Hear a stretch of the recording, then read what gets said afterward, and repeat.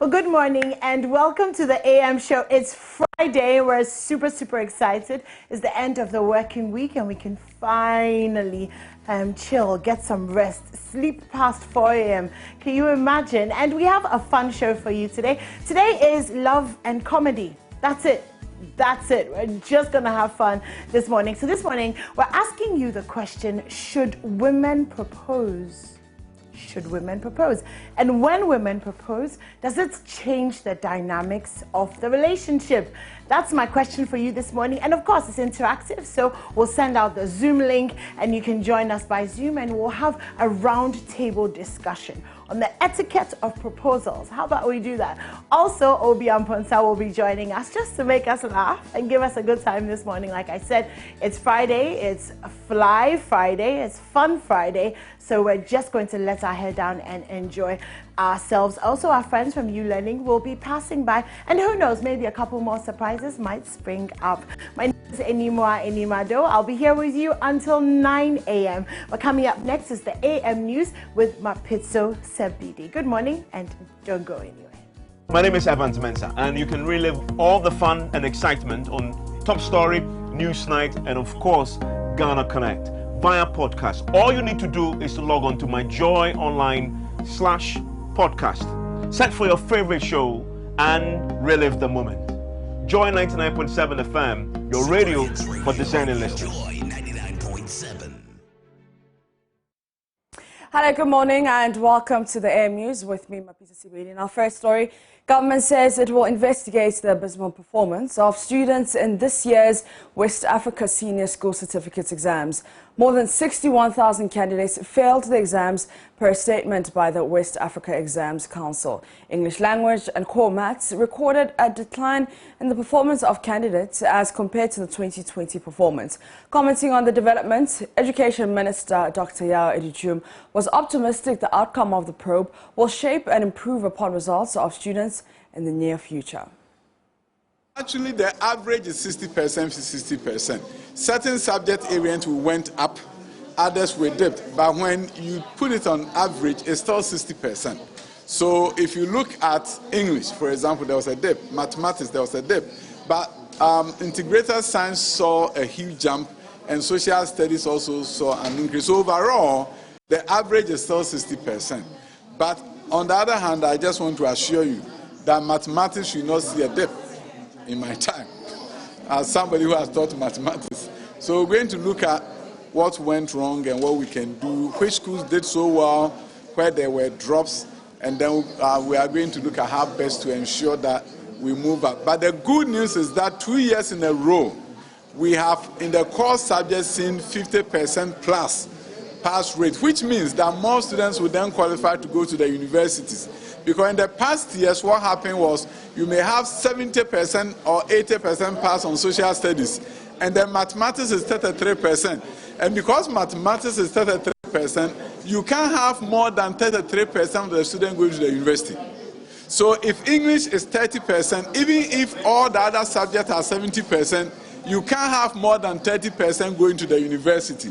The moment you move English and mathematics up, then you are guaranteed a higher rate of entry into universities. So this is good news for the country, and I will encourage all of us, the same way that we support the Black Stars when they play and win. When our students play and win, let us come together as a people and celebrate them.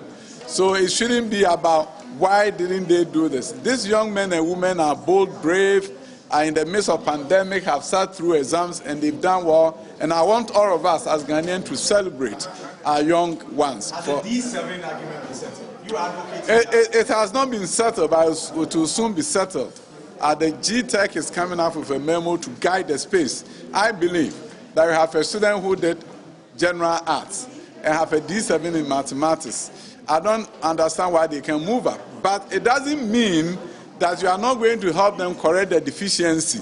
What it means is that they can go to the university and do sociology, but in mathematics, they may have to do mathematics 100 and 101 to make up for any deficiency they have in mathematics. Same thing applies to those in science with a lower score, a D7 in English.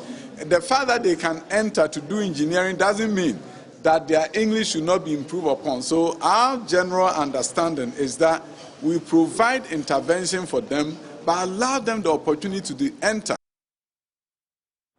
Members of Parliament have been debating which of the two leading political parties has fought corruption better in government. This was after the Ho West MP Emmanuel Breja questioned the Akufo-Addo-led government's efforts in tackling corruption. The minority MPs who contributed to the statement backed the view that the government has failed in its quest to eradicate corruption, whilst the majority MPs argued that government has adopted, among others, technology to fight the canker. Here are some experts from what transpired in the chamber. I just want to indicate that just the mere commitment to fighting corruption, we should be able to lessen the burden on Ghanaians. So sometimes when, as a country, we want to look at alternatives to some of the taxes, for example, e-levy, one of the areas we should be looking at is how to cut down waste, how to cut down on corruption, how to ensure that the monies that are meant for developmental purposes are done. And so I will use this particular occasion, particularly as we celebrate this week, to encourage the president and the government to see that, look, we have a lot of laws that have been passed by this house to fight corruption. Unfortunately, we are not implementing them. We have been preaching against corruption for a very long time. People have been shot for supposed corrupt activities, and yet the canker still persists. It costs the exchequer a great deal when monies which are meant for development find its way into unauthorized pockets. But is it only shouting against corruption that will enable us deal decisively with this problem? I think not. And I believe it is in the light of this and the recognition that it is time for a paradigm shift in the way we address this issue that this government has taken the bold step of utilizing technology to plug many of the loopholes avenues through which people use to defraud the nation, because I see corruption as a fraud against the exchequer. Interestingly, those who are saying, oh, corrupt, and they are supposed to adopt contractional fiscal policy as Social Democratic Party, it is the only one on this continent that they can never boast of one implemented proper policy of national tenacity. So, Mr. Speaker, what we are saying is that we agree together, we want to fight corruption, but in the attempt, some are doing better and some are doing better.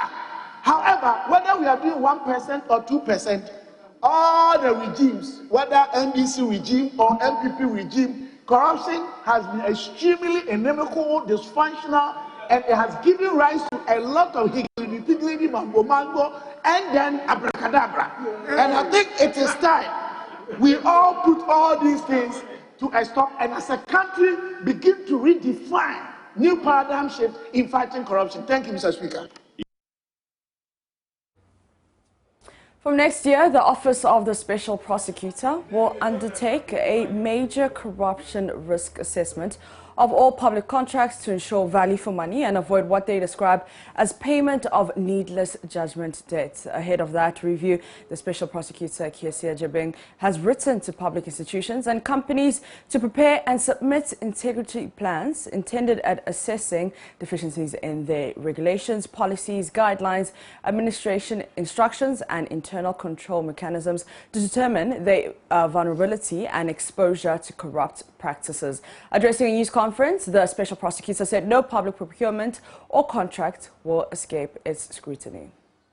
The OSP from January 2022 would also require all public institutions, departments, agencies, and companies to prepare and submit to the OSP integrity plans intended at assessing deficiencies in their regulations, procedures, policies, guidelines, administration instructions, and internal control mechanisms to determine their vulnerability and exposure to corrupt practices and the prescription of curative measures to manage such susceptibility to corruption and corruption-related offenses.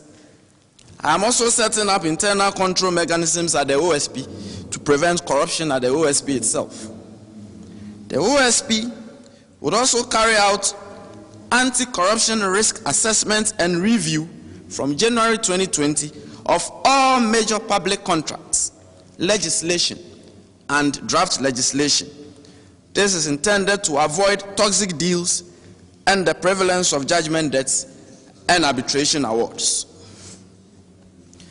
The office would also undertake continuous education and information of the public and the publicizing of detected acts of corruption.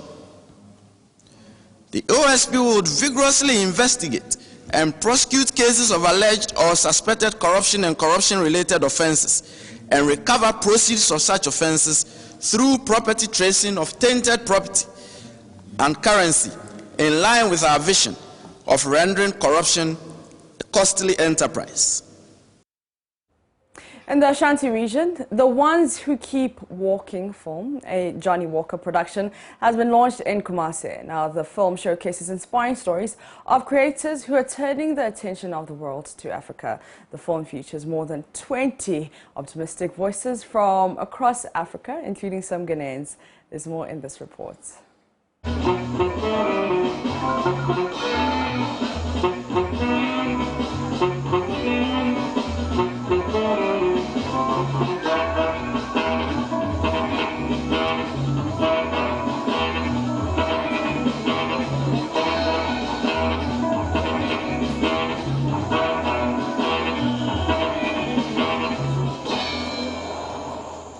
The event brought together entertainment and film industry players and some selected media persons in Kumasi. The Kumasi showing of Ones Who Keep Walking film was a sequel to that of Accra. The 45-minute movie showcased inspiring stories of creatives who are turning attention of the world to Africa. Lesego Mohale is category marketing manager at Guinness Ghana.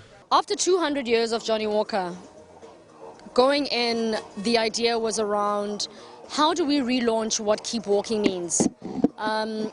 You know, I often say that the last 2 years that we've been living through has been a period where we all need a motivator, where we all need inspiration.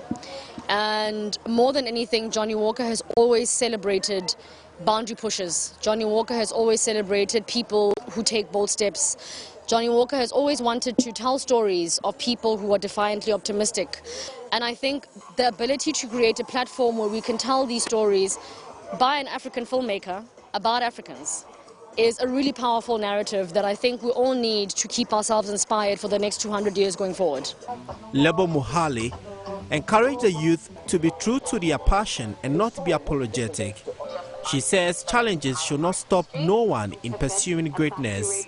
We would really like to see a generation of individuals who are inspired to live their passions, to not be unapologetic, to be defiant, and to really tell the African story and live their passions boldly in a way that it can inspire generations and generations and generations after that.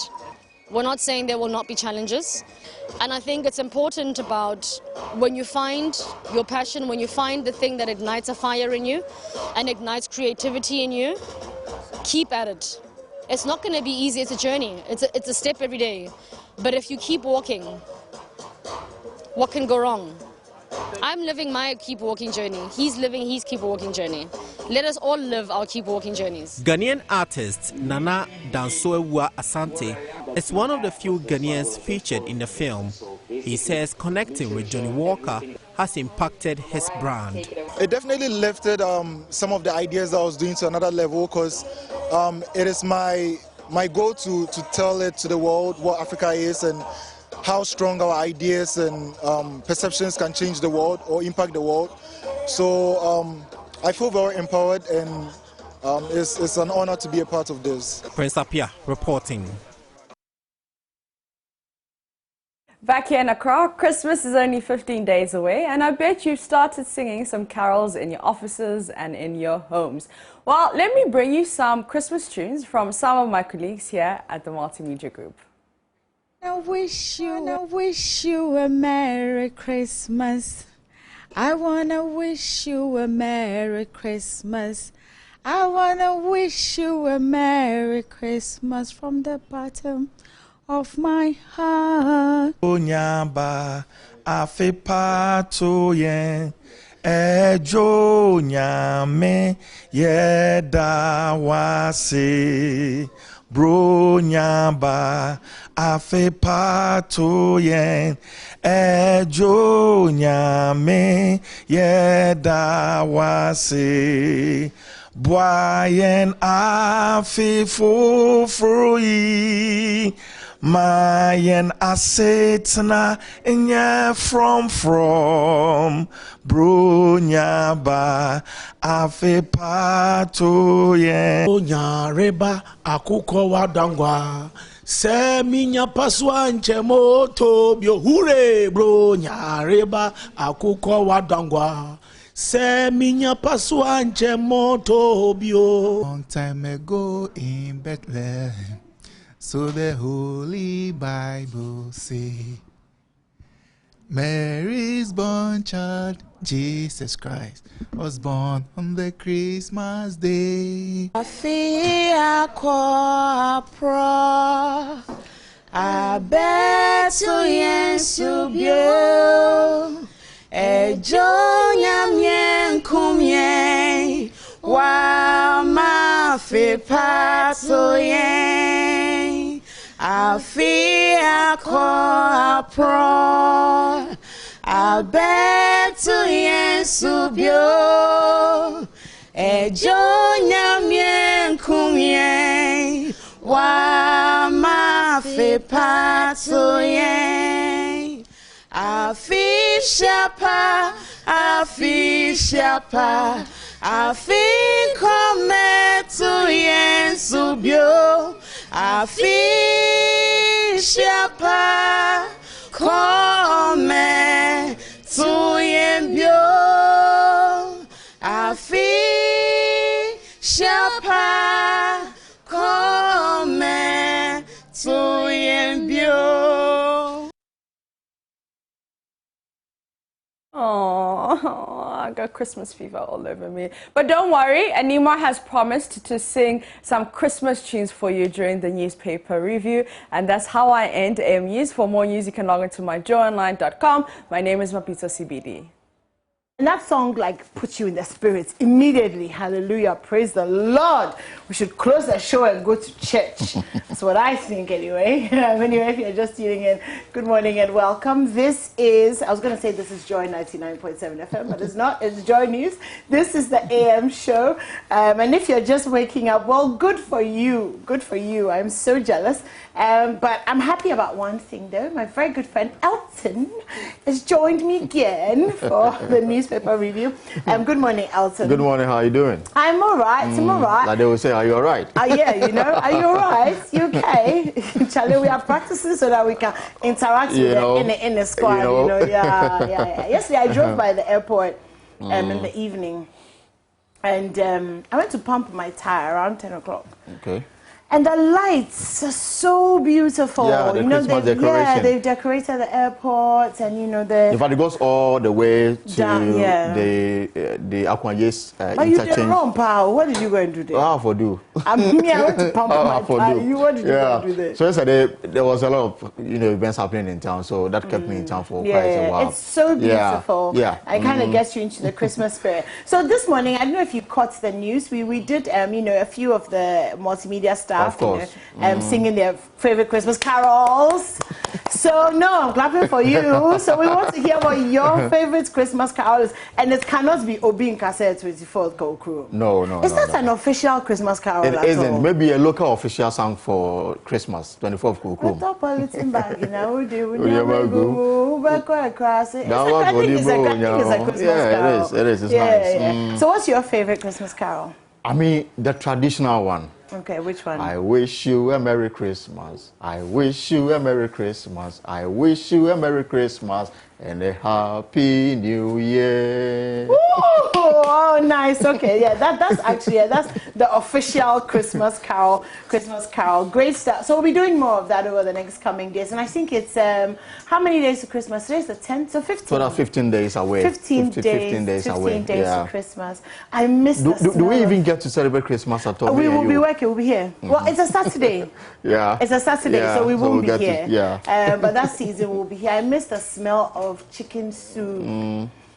Because chicken soup doesn't smell the same. You know when they put that cucumber inside, you know it's Christmas because there's chicken soup and there's jollof. And right now the living is. It's right. I mean, I miss the waking up early morning, greeted with some hamatan, the cool breeze, yeah, the low visibility and all those things. I mean, that was nice. It actually gets you. You started like a romance, not today. Hey, Elton.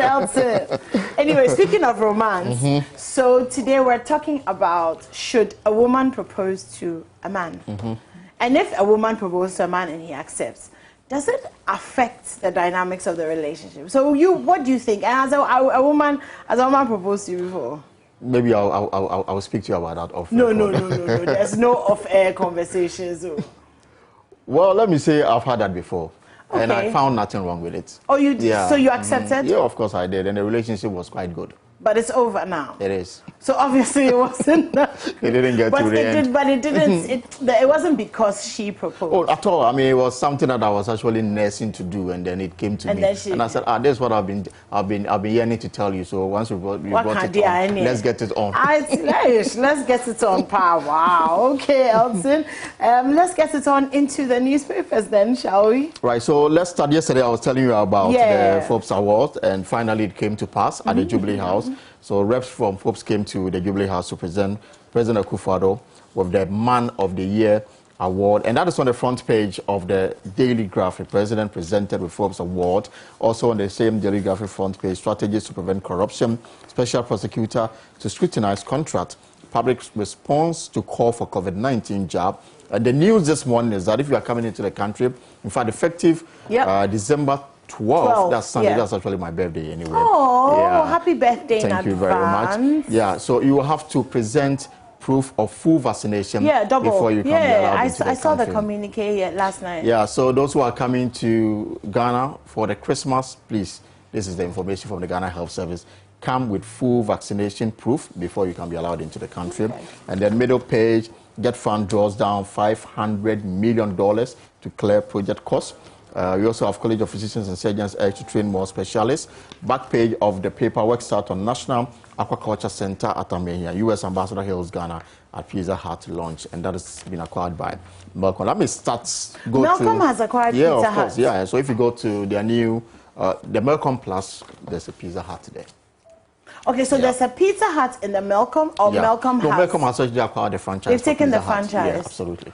Oh, I see. Okay, that's very interesting. Okay. So let me start with the Daily Graphic. The front page, the Office of the Special Prosecutor will carry out risk assessment of all major public contract legislation and draft legislation from January 2022, which is just some 20 days away, as one of key strategies to deal with and prevent corruption in the country. The assessment, the Special Prosecutor, Mr. Kise Jaben, was to avoid toxic deals and also prevalence of judgment debt and arbitrary award of contract. At the first media engagement in Accra yesterday, since he took office in August this year, the Special Prosecutor said the OSP would also institute an annual Ghana Corruption League table to assess perceived levels of public sector corruption, a barometer which will be published every December 9th, which is the International Day of Anti-Corruption. All public institutions, department agencies, and companies will therefore be required to prepare and submit their integrity plans, he said. Mr. Jaben explained that the integrity plans would help assess the institutions' deficiencies in their regulations, procedure, policies, guidelines, administrative instruments, and internal control mechanism to determine their vulnerability and exposure to corrupt practices and the prescription of curative measures to manage corruption. And anyway, I think this is a good way to go. The corruption timetable that will be published on the 9th of December every year, which is the International Day for Corruption. Yeah. And I mean, a careful glance at state institutions can easily tell you who will make the first three. But there's one I don't want to mention because I'm interested. The person in charge now, can really pick you up and you'll be answering questions. But that's true. Okay. but so let's leave it to them to do their thing. Yeah. And then on page 16 of the Daily Graphic, let me just quickly run you through the Daily Graphic. Something that happened at the Jubilee House is that President Akufo-Addo finally got that award. Was presented with the award for I see. You were there? I was there. Okay, so tell us about it. What happened? So it took place on the 4th floor. That's the president's office, and he was given the plaque to commemorate the award. That's not to tell a story.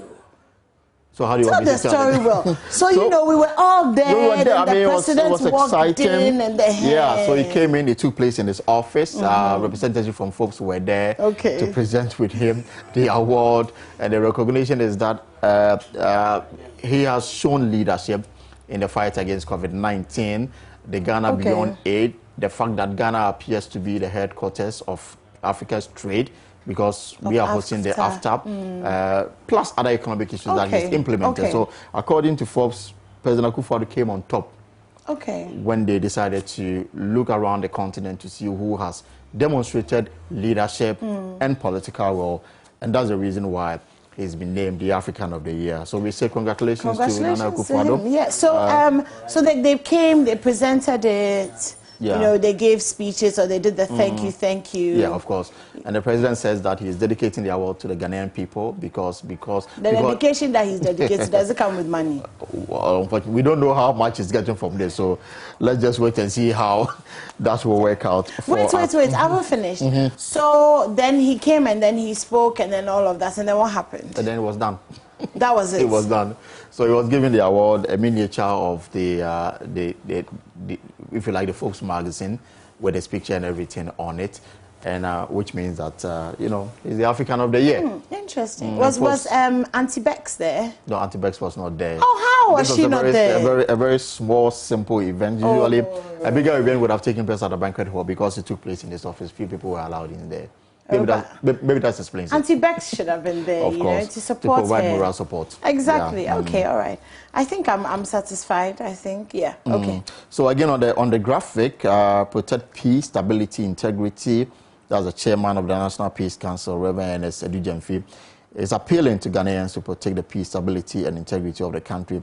This is the only country we have, and everybody in the country must work towards the peace and stability of the country. There's also an ongoing war of words between the National Media Commission and Media General operators of Onua FM and over some comments that the NMC deems unsavory, and Media General doesn't want to have anything to do with it. So they're back and forth. But NMC is warning Media General that such comments, could result in some kind of punishment. Establish sub-regional entity to monitor compliance with democratic principles. That Professor Emmanuel Jimabu, the co-founder and board chair of the Afro Barometer. Last but one page is sports.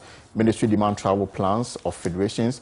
The Minister of Youth and Sports, Mustafa Yusuf, has urged all sports federations and associations recognized by the National Sports Authority to inform the ministry about their travel plans before leaving to represent the nation in international competition. Now, this comes on the back of news that the Ghana Amputee Association, they went to participate in a tournament somewhere in Tanzania. They actually won the African Amputee tournament, but unfortunately they are unable to come back home because they don't have ticket to fly back home. My question is that if you are traveling, you are supposed to have for the round ticket, isn't it, anymore? If you go into another country with a single entry, you are telling the host that you have no intention of returning. So what was the plan? That's the point. So, what was the plan? What was the plan? Yeah, so they are now, the ministry is trying to facilitate their coming back into the country. So who bought the ticket? Why did the person buy one-way ticket? One-way ticket. Was it to tell the host that these people who are coming have no intention of returning to their host country? Because that's what it means. If I should travel to the UK, if I'm traveling to the UK today and I have just one-way ticket, they will not allow me entry into the country. Because then you are telling the immigration officer that I don't want to go back to Ghana. So how did they end up in Tanzania with a single ticket? I really want to know the And now after winning the tournament, they are asking government to buy a ticket so that they can come back. But I think the whole arrangement was not the best.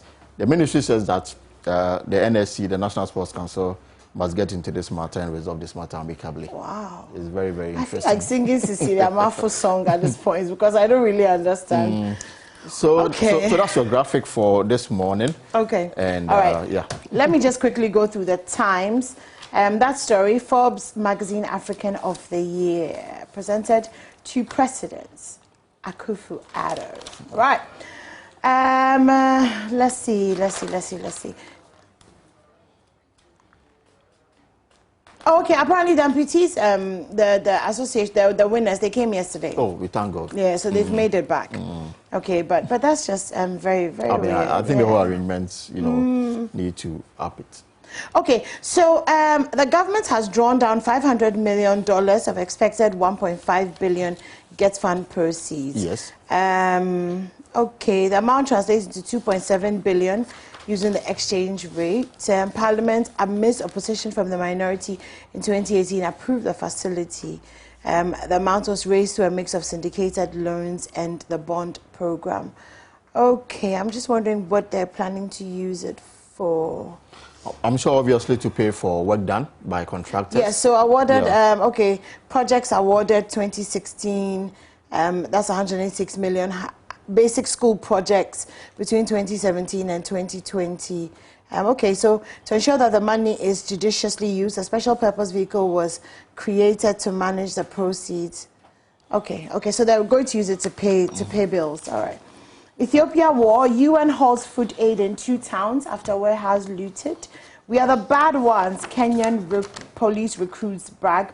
And North Cameroon violence between farmers and herders kills 22. And herders fee. WHO is warning against vaccine hoarding as poorer countries go without it. So wealthy countries have been warned by the WHO on Thursday against hoarding COVID-19 vaccines for booster shots as they try to fight off the new Omicron variant. Furthering supplies to poorer countries where inoculation rates are low. Okay, 2 KNUST students receive 5,000 Ghana cedis each for emerging best in computer science. Congratulations to them. Yes. KNUST is still, I'm sure the Legon people are, if I don't even start this morning, I want my piece. Justice for Ghana group protests against 1.75% levy. Okay, let me do the center. Oh, okay. Yeah. President presented with plaque. This is, okay, Peace Hyde. Yeah, Peace Hyde. Okay, she was there. She works for Forbes now, doesn't she? Okay, nice. Well, congratulations, like you said. 2,608 die in road crashes from January to February. 14,138 sustained injuries. Find ways to change narrative about black people. President urges African descent. Okay, this is very interesting. The meeting of the U.S. National Bar Association. They came into town. Yeah, they came to town. In fact, that was the last event at the presidency yesterday. Yesterday? Yeah. Oh, okay. And what they come and do? Well, the usual courtesy calls and to raise issues of concern to them. Okay. And he's saying that we should find ways to change the narrative about black people. Hey! African of the Year. I will keep my thoughts to myself. All right. Just let me see if there's anything that... GOIL suspends AOMC membership over allegations of government interference. I think that's been in the news for a few days now. Okay, sports, Bayern push Barca to Europa League. Tiger Woods returns to action with his son. And on the back page, Mauli EP Basic C School, Ho, receives refurbished classroom blocks. And Afram Plains North MP hands over Chiefs compound to Ghana Health Service. All right, that's it for the Ghanaian Times. So the Ghanaian Finder has this lead story. 2,608 killed in 11 months. Motorcycles alone killed 1,140. That's Okada. That represents 43.7% of all road crashes, deaths in the last 11 months. But in all, 2,608, less than a year, died from road accidents. The issue about Okada, I'm sure that the debate is still ongoing as to whether we should legalize it or we should find a way to streamline their activities. Now, there's also another story on the front page, shocking. WAEC withhold 128,977 WASI subject results. Concerned driver unions spokesperson admitted misrepresenting Tampoli. I heard you say something about WASI. Yeah, so according to so the finder has the list shocking. Let me go to page 9. No, me, I have something else to say, Crab. What do you have to say? This year, it be like people pass. Yeah, the same way people also feel, especially in maths and English.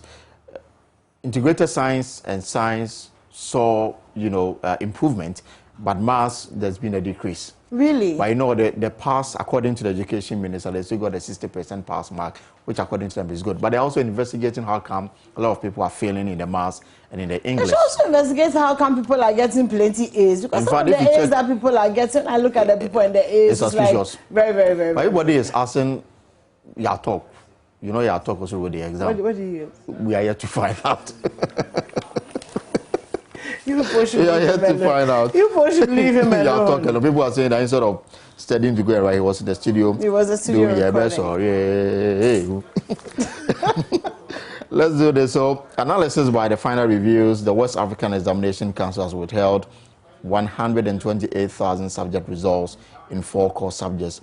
So, a total of 446,000 candidates, made up of 221,000 males, 224,000 females, from 965,000 schools sat for the exam. And then, according to WAEC, the script of candidates from 194 schools in certain subjects have also been withheld and are being scrutinized. The highest affected is English language, where the results of 54,227 candidates, representing 12% of the total candidates who took the examination, are being withheld by the examination. In the subject, WAEC released the results. And then the breakdown is if you get a finder, you will have all the issues. But of interest and a raging issue in the media, now we are witnessing a decrease in petroleum products, especially by oil. Now, the effect of that is being felt by everybody, because now when I go to the pumps, I'm not getting up to the level that it was some time back. But the backstory is whether government directed oil or oil did it on their own. Whether GPRT lied when they said that the president directed Goye to do so. Exactly. Or they misrepresented the minister. It is a mixed bag of issues and we are not getting to the bottom of it. The spokesperson of the Concerned Drivers Union, Mr. David Agbadu, has rendered an unqualified apology to the Deputy Minister of Transport, Hassan Tampoli, for misrepresenting some of his statements to drivers, leading to some disaffection. Mr. Agbadu unreservedly withdrew his accusation, apologized profusely for what he explained was a total misunderstanding of what Mr. Tampoli attempted to put across at the meeting. Speaking in a radio interview, he appealed to the Deputy Minister to forgive him whilst admitting that he made a terrible mistake misquoting what he said. And this has to do more with what happened at the presidency and whether or not there was a directive from the president or Goyle decided to go by their own market survey and margin. I have a question. Decided to come about it. Now we are neglecting the effects of the reduction. I have a question. Okay. So, whether it was directed by the government, was directed by the Huai, whether it was this, whether it was that, the average Ghanaian, all that we care about is the fact that I'm not buying 6.7. They are Canadian. Exactly. We are like any more sorting more. You should sort yourselves out because I mean, and I remember that I said that once gold dropped the prices, the other ones were going to do that. So anyway, I'm sure it's more about the ethics or protocol or whatever, So but I don't know about you, but I grew up fearing the name Captain Kojo Chikata. Yeah, but just like the Bible says, everything that has a beginning has an end. So, Captain... Where does the Bible say everything that has a beginning has an end? Does it say it like that? In fact, that is my interpretation. My better particulars of what I perceive it to be. So, Captain Kojo Chikata laid to rest, and the story is on page 11 of the Finder. If you should get the Finder, you get it. Captain Kojo Chikata was laid to rest in Accra yesterday after a private funeral. Statement from the family, jointly signed by Colonel retired Joshua Abutui and Fui Chikata, expressed appreciation to all who sympathize with the family since the passing of Captain Chikata in November 2021. The former head of national security regime from 1982 to the National Democratic Congress 1995, and Jerry Rawlings was said to have died after a short illness. Do you have the Bible? I'm looking for the Bible quote that says everything has a beginning, has an end. But it doesn't read the words. So but you should find it in Proverbs. No, so it looks as if it is like, this is what it means. But that phrase, ankasa, everything that has a beginning has an end. There's time for everything. There's a time for every Elton. You know the kinds of things that people say, like, you know this thing. People say, the Bible says God helps those who help themselves. And you go and find there's nothing like that in the Bible. Okay, so, yeah, so that's the finder. House and Kotoko Super Clash postponed. Because House of Folk, after taking the 4-0 beating, decided to still stay in Morocco. They bought one-way tickets. It appears so. No, seriously. No, I think they have issues with their travel arrangement, so they are still stuck in Morocco. Issues with travel arrangement, then they one-way tickets. The owner of the club owns, an airline, Africa World. They should put them inside and bring them. I don't get this. And then for the first time in 20 years, Barcelona will be playing in the Europa. Very sad, the way Barcelona has, come down. Yeah, but let's see how they bounce back. Very, very sad. So, I didn't realize until this moment that the Shaxi we've been talking about is Shatawale's taxi service. Yes, exactly. Yeah. I had no idea. I think he launched it somewhere 3 or 4 months ago. I mean, I thought, so I read it, and I thought it was like Shaxi. Like, I don't know what I thought. But okay, Shatawale. All right. Anyway, let me do some international stories. China guilty of committing genocide against Uyghur people. Hong Kong tycoon found guilty for Tiananmen vigil. Rich countries could hoard jabs over Omicron, that's the WHO. And looting halts critical food aid in Ethiopia towns. Ugandan soldiers jailed for killing protesters. Okay, let me do some entertainment. Here, Shatawale launches taxi service. Now, there's a picture of Shatawale in what appears to be a 3-piece suit. Yeah. With a handkerchief. He looks nice and a hat. He does actually look kind of nice. Do we have a picture of the middle, the middle page of the Daily Guide? You want to see Shatawale? That's it. Yeah. All right. Okay. Uncle Charles. When you see him like this, there'll be Uncle Charles levels. Ini Edo hits back at critics. So, this is about surrogacy. So, we know that Ini Edo has had her daughter, but she had her through surrogacy. So, and the thing about criticizing some of these things is, okay, there's one aspect where people have said, she decided that she just wanted to have a baby, she's not married and all of that. I mean, that's one aspect of it. I don't really think that it's even in our place to judge how people decide how to have their how they kids. bring forth children, that's absolutely But surrogacy is such an important conversation to have because it enables so many families and so many women who cannot have children to the normal way to have biological children, except that somebody else carries them. Yeah. So I think that sometimes when we're criticizing, let's not throw the baby out. Cristiano Ronaldo's first child was by surrogate. Yeah, exactly. And I actually know a number of people who've had their babies through surrogacy, and it's actually a fantastic phenomenon. So, okay, who is this? Emoji says, I have blueprints to Grammys. Okay. All right, okay, and we'll be waiting to see him appear in the Grammys. I do love Emoji. Yes, I think it's good. Yeah. It does best what he does. Stars pitch camp in Qatar ahead of AFCON 2021, and hopefully they bought return tickets. They need to, otherwise we don't want to go through what for the COVID sweeps Tottenham camp. That's it for, we only have 2 minutes left. Yeah, so there's actually good news for folks living in and around Gilo Krobo. ECG cutoff power supply to them. I saw that in the paper. Because of some back end. They claim that their forefathers had an agreement with the ECG when some part of their land was being used for the Volta River, the Akonsombo Dam. And the agreement is that they are not to pay electricity for the rest of, so long as the town exists. Wow. ECG says that, bring the document, let's see. It's like some Japa deal, right? Exactly. So don't be back and forth fighting here and there. So ECG got angry and said, they won't give you lights, we'll make sure that you sleep in darkness. Then let's just say, come and take your water off our land. What will we do about that? So they switched off power supply to that area in the last 4 days. And after feeling the impact, they themselves went to beg. Say, no, we don't want to talk about agreement again.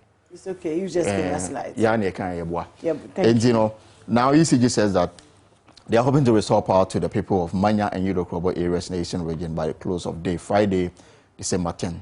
And hopefully they can have the power to do their businesses. Christmas just around the corner. I don't want to deny anybody their means of livelihood. Yeah, well, that's amazing.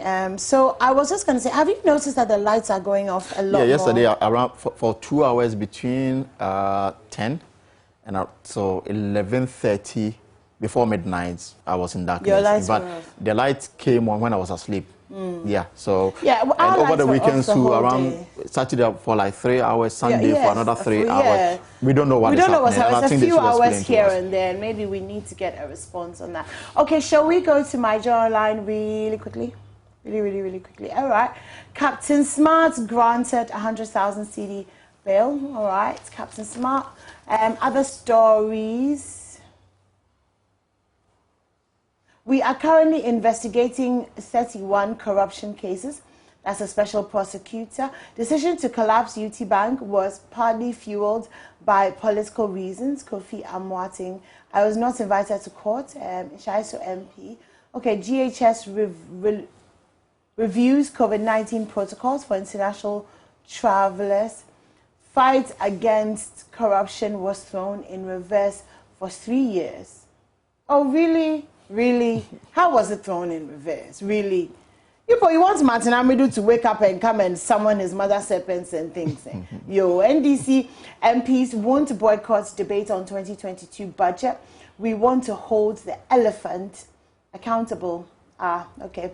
Appeals court rejects Trump's bid to keep January 6 documents from House Committee. All right, there's more news, business, entertainment, sports, live radio, opinion, everything that you need on myjoyonline.com. We're going to go for a quick break, but let me just remind you, if you go over to our Facebook pages, you should see the question which we're discussing this morning, and that is, should a woman propose? Interesting. So that's what we're asking you this morning. And if she proposes, what's the dynamic of the relationship? Does it mean that she's kind of the one in charge or the one leading? How do you feel? If you're a guy and a woman has proposed to you before, how did you feel? Did you say yes? Did you say no? If you said no, how did you feel about that? If you said yes, how has it been? We're having that discussion. We'll have some friends in the studio. We'll have you on Zoom. We're going to have fun. We have Obi Amponsa coming into the studio as well, just to make us laugh, because we just want to laugh this Friday. We are tired. So really looking forward to that. A very big thank you to Elton. You're welcome. Before I go, let me ask a simple question. Will you propose to a man? Nah. Nope. Okay. No. Never. Never. Let me say never. So if you're out there and you're waiting for me to propose, please, it has fallen in water. It's never going to happen. Anyway, we will have that conversation later on. Coming up next is the sports. This is still the AM show. Don't go anywhere.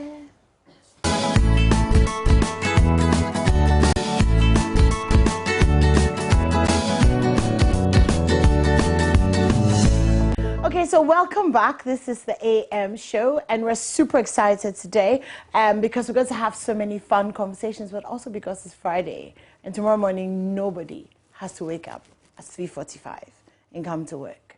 If you do, well, down there, it's your own problem, but not us. So we're very, very excited today, and we're having a fun conversation. We're talking about relationships, Relationship Friday, and so I'm asking you the question. Oh, I've forgotten the question now. Okay, yes. So the question is, should a woman propose to a man? If you go on our Facebook pages, the question is there. I'd love to hear your comments if you're unable to call in or join us when we send the Zoom link out. Should a woman propose to a man? And if a woman proposes to a man and the man says yes, does it affect the dynamics of the relationship? Because it's like, no be me say I like you. It be you say you like me. So for take I'm like that, which is something I think women say sometimes when the men propose. We're like, well, you said I'm like this is how I am, So love me like that. Does it happen like that? I'd love to hear what you think. But I have a good friend joining me this morning. My partner in a lot of things, even though we've been on sabbatical. Our relationship has been on sabbatical leave for a few months now. But yeah, Nisaki. Yes. Is joining us. Hi, hello, Nisaki. I like how you actually throw me under the bus, then you expect me to actually find my way out. How did I throw you under the bus? It works. Like you just, let them know that I know Shada correct like that. Then. Oh, I don't have to do any of that. You do it well all by yourself. It's a warning. It's a warning that I give people so they know. Does this look like somebody who know correct?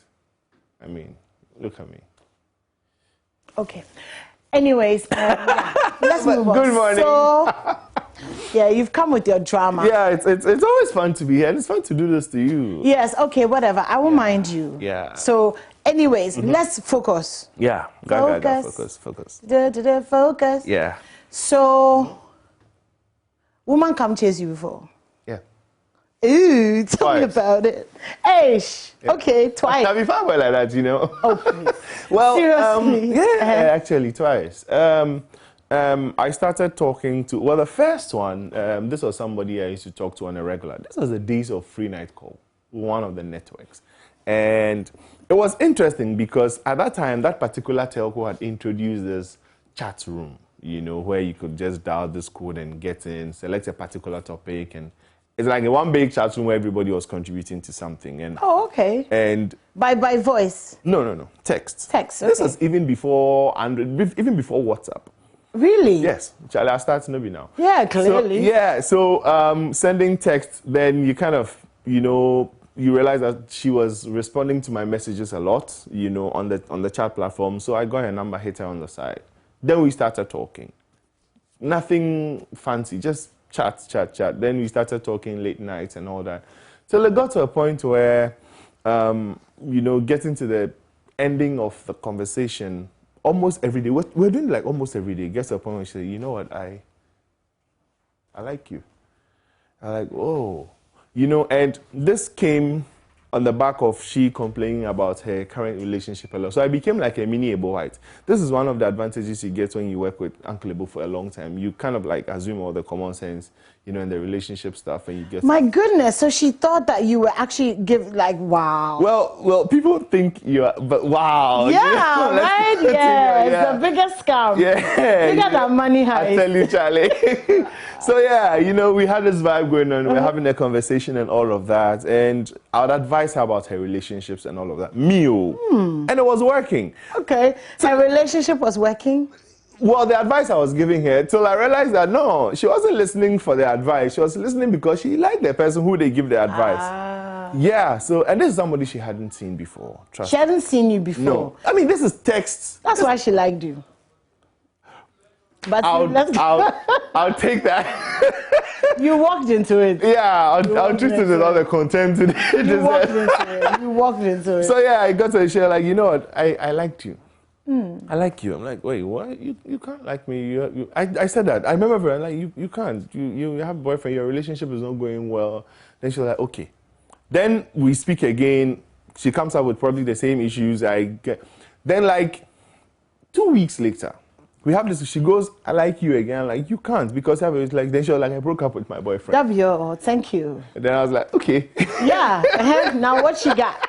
What you got? Yeah, okay. And he gone. So that was my first experience, and No, you are not ending it there. Well, we actually had a thing going for a while. Okay, so you said fact. Yes. Yes. Fun fact.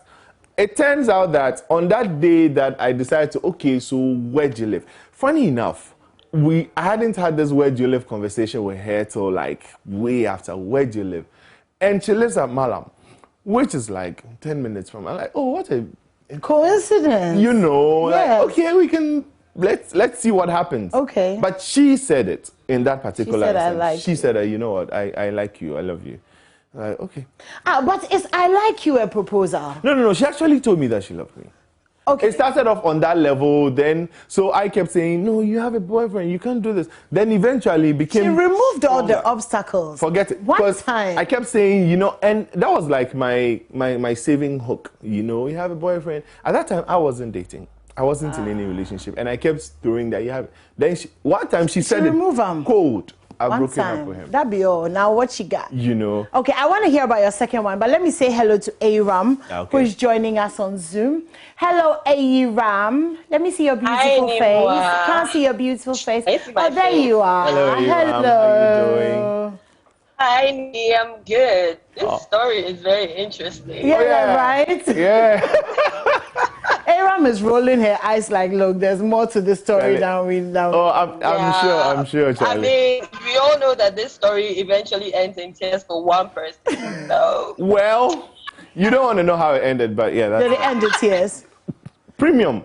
Charlie. I knew it. I knew it. Share. Now you, how else should it end? Wow. Okay. Okay. So EYRAM, let me put. So Nee has another story for us, but let me put the question to you as well. So, do you think that a woman should propose to a man? No, but then I want us also to like propose as in like boyfriend or propose as in. Propose as in no. You have to start from somewhere. So propose the boyfriendship. Then propose the I love you ship, propose the will you marry? Yeah, thank you. All of that. No.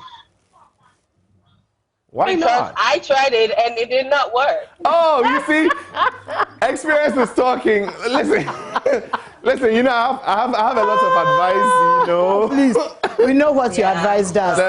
Stay away from my EYRAM, please. EYRAM, please tell us about your proposal which didn't work. Well, I mean, it's quite similar to Nee's story, right? I mean, boy and girl start talking. We were friends for a minute. And, you know, you were supposed to read the signs. So, I mean, I knew that boy was feeling me. But for whatever reason, there was always this, like, hesitation. And, I mean, from my experience with most guys, they are like, oh, they don't want to be rejected. But, like, if you show them all the signs that they need to see, then they might be interested. So I liked the guy, and I let him know that I liked him. And then we started the relationship, quote unquote. But then why I say that I would never do it again is that when you propose to the person or when you let them know that you like them and that begins the relationship, then the onus falls on you to make it work. Because in their mind, they're like, you wanted this. So because you wanted it, then you are left with holding up the relationship the whole time, putting in 100%, and then they can be at 50, you know, and then they can want to like go at whatever pace they want to go whilst you are pushing for this. So in my situation, I'm the one that's coming up with, let's go out on dates. And he can be like, I don't want to go, or I don't have time. Let's do this. Oh, I can't do it. Let's do that. Oh, I can't do that. And I'm like, I'm confused. So like, if you didn't want to do this, why did you agree to it in the first place? And you know me, I mean, I confronted him on it. And he was like, well, sometimes I want to be in a relationship with you. Sometimes I do not want to be in a relationship with you. And I'm like, yeah, that was my face, exactly. Okay, boy, bye. That was my face, exactly. So in my experience, I wouldn't. Even if I liked the person, I'm always at a place of there's my accessibility and then there's my availability, right? So I'm more available to someone that I really like. But for me to vocalize it, I would let you take the first step, to be honest. And so what I will start doing is, if you're not really forthcoming, then I'll start backing up. And usually, most of them are able to read the signs from there, go like, okay, maybe, like, there's something I'm not saying. Then when they bring it up, then I would. So I would help you get there, but I would not be the one to and that is still hard for me because you know me, like if I like something, I'm just gonna go and get it. But I'm trying to restrain myself from doing that when it comes to relationship. It's because of how it ended for me the last time I tried it. Okay, good story there. And it definitely raises all the issues that. Yeah. But what? You see, this is the thing. if both of us are going to be honest, EYRAM. Where's the both of us? Me and you. Please. I wanted to know who the both of us was. Ain't nobody in this. Me and you. Okay. Okay. Now, EYRAM included. If it comes to the three of the both of us. All of us included. Okay. If it comes to the relationship chase, a lot of it is actually instigated by the female. You kind of lay crumbs for us to pick up on and follow. All right? So show him, give him the smile, put yourself in this position. And look, men, our minds, you people literally control how the wavelength is, okay? So if you like this guy and you realize that you're getting the same vibe, look, I'm sorry how both relationships ended, EYRAM, yours and mine and all of that. But if you like him, why lay crumbs and leave it at that point? Why not just go to him and say, look, I think you're handsome. I think I really like you. Would you want to go on a date with me? Or would you want to be my boyfriend? I don't think that relationships end just because one person proposed. The issues that make it end outweigh the facts of who proposed. See, you don't understand. Listen. Wait. Let me just make a point. The amount of joy and power in that moment in an argument when you, the woman, can say, it is you that came to chase me. So this is you. So I didn't come and chase you. So if you think you cannot behave, then please. At that point, are you saying that he wanted it more than you did? He has to want it. He has to want it more than you do. When more than half the time you actually want it as hard. I mean, EYRAM. It's the power dynamic. For me, it's the power dynamic. No, I don't think it's the power dynamic. Listen, in a relationship, it's like a, I don't want to use this term, but for this content, it's like what both people bring to the table, the supposed table. Okay, I am compromising this much. Okay, you're also compromising this much. And we both understand that we're actually letting down our guards. If it ever gets to the point where you are going to use that against me, then this relationship is unhealthy. No, it's not about using anything against anything. I believe in the concept of the man as the hunter and gatherer. The woman is to be hunted. Yes. I think that it's important. Have you met the Amazon women? And no. And I think but even come on. No, but even the Amazon women. You see, the thing is to lure and allow yourself to be hunted. Yes. Because, and I'll pull up the specific research title for you. Yes. Okay. Because there was research done on relationships that showed that when a man takes that lead, he takes more responsibility for it because it's something that he wanted and that he actively pursued. Yes. I agree with that. But you see, are you aware that there are a lot of things that happens even in homes, even in married homes, that is purely the initiative of the woman? The woman pretty much controls the relationship. No. There's no doubt about that. No. They actually go ahead and do some of these things. And actually, because me and my husband, and you see, once it's in a relationship where both people understand that we are coming to this thing with equal, it doesn't become an issue of power. We're talking about who initiates the thing. Yes. So it's we're like not talking about after it has been initiated. After you've come and said you like me and I've agreed, I will control your life. That one there, yes, that's the standard operating procedure. But that's initial. Say it again. I want all the gentlemen. No. Guys, listen to this. I'm not saying it for me. I'm saying because you said that when you get into a relationship or a marriage, the woman takes the lead on a lot of things. Right? There's no doubt about that. So yes, after we have gotten into a relationship or we are married, I'm happy to take the lead your life. and tell you what to do, what socks to wear, what boxers to wear, what shirts not to wear. That is my job, my calling, my ordination. Let me tell you how they tell you the shirts not to wear. The ones they don't like, they burn it. Give it away. Oh wow. You see, she just give it away. We hide it. There's a process to it. This is how you do it. You put it in the laundry, then you pretend to wash it. Then you fold it and put it in the storeroom for about a month. So then he forgets. When he doesn't ask for it after the man, it's out. 3 months later, your shirt. I haven't seen it for a very. I sure when we're going to Kumasi, you didn't take it. Maybe you've left it. I know how much you love that shirt. Let me buy you a shirt to replace it. Then you buy a shirt that gentlemen, for all your missing clothing, you know where to look. Wow. Yeah. But then, then listen, I don't think that it takes anything away from guys love confident women, all right? It doesn't take anything away from their We can confidently say yes when you come and ask. Yeah, we can also confidently say yes when you come and ask. We don't want to ask. Why not? Don't you want it? Don't you want it? We want it, and we know how to get you to ask for No, it. listen, the mere fact that you ask you for see, it. another thing that we're also ignoring is that these dynamics, right? Another thing they usually lead to is one-sided relationships. Because if the woman is the one pursuing, quote unquote, then the guy feels like, okay, I didn't ask you out.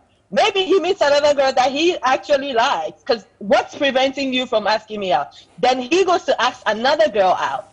And then when you bring it up, he goes like, well, I didn't really ask you out in the first place. Yeah. And there are guys who are narcissists like that. Yeah, EYRAM, I beg to differ.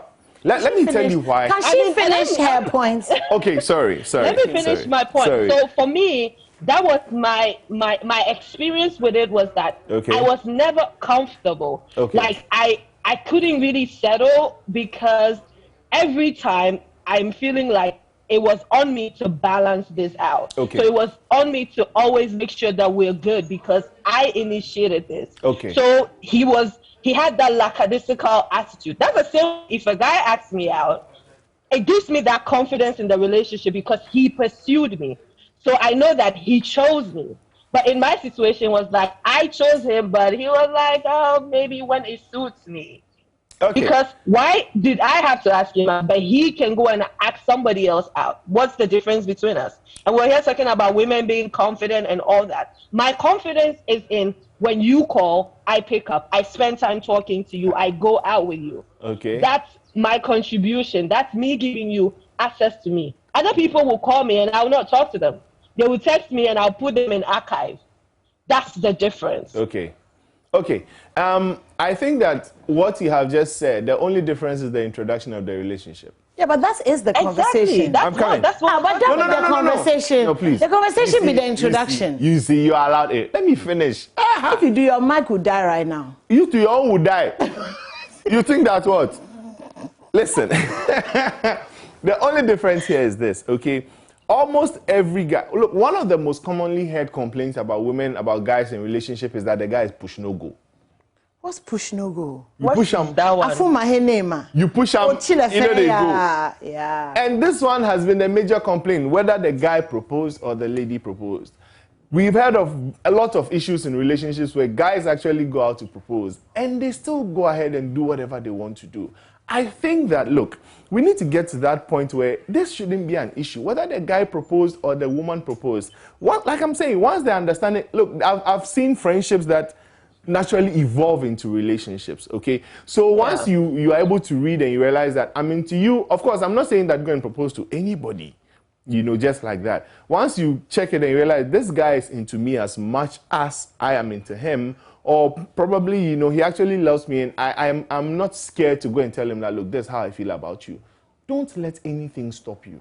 Can I ask you a question? I also agree with that. Like, I mean, it's not for me, what I would personally not do, right? I would give you access to me. I would guide you. But for me to vocalize it, you know how even in like bridal showers and stuff, they will make questions like, who said I love you first? Yeah. Who said this first? Who did this first? Yeah. But for me, the extreme ones that we also have to talk about is people who push or for marriage proposals. There are women who are paying for their own marriage. Yeah. Like that. Yeah. And I have friends who tell you that, listen, if your budget is 5,000, the marriage you're going to get is 5,000 because I'm not going to give a cent. But there are others who also be like, you know what? I mean, I would bring 15,000 to make this wedding huge. But then at the end of the day, what we're talking about is the introduction. How did we get here? So far as you don't come back and tell me in 3 years' time when you're doing something and I'm trying to hold you accountable when you go like, but I didn't sign up for this because I didn't ask you out. That is foul. That one, by the time you realize the frying pan and your head have collided. But you know, there are instances too where issues happen. I'm coming. You know, there are instances too where issues happen, and the woman was like, "I was sitting in my father's house, and you came to ask me." Exactly. It is a very, very important part of the relationship. You see? Yes. You see what I'm talking about? I rest my case. But she was sitting in her father's house when you came. Exactly. So that's the same way.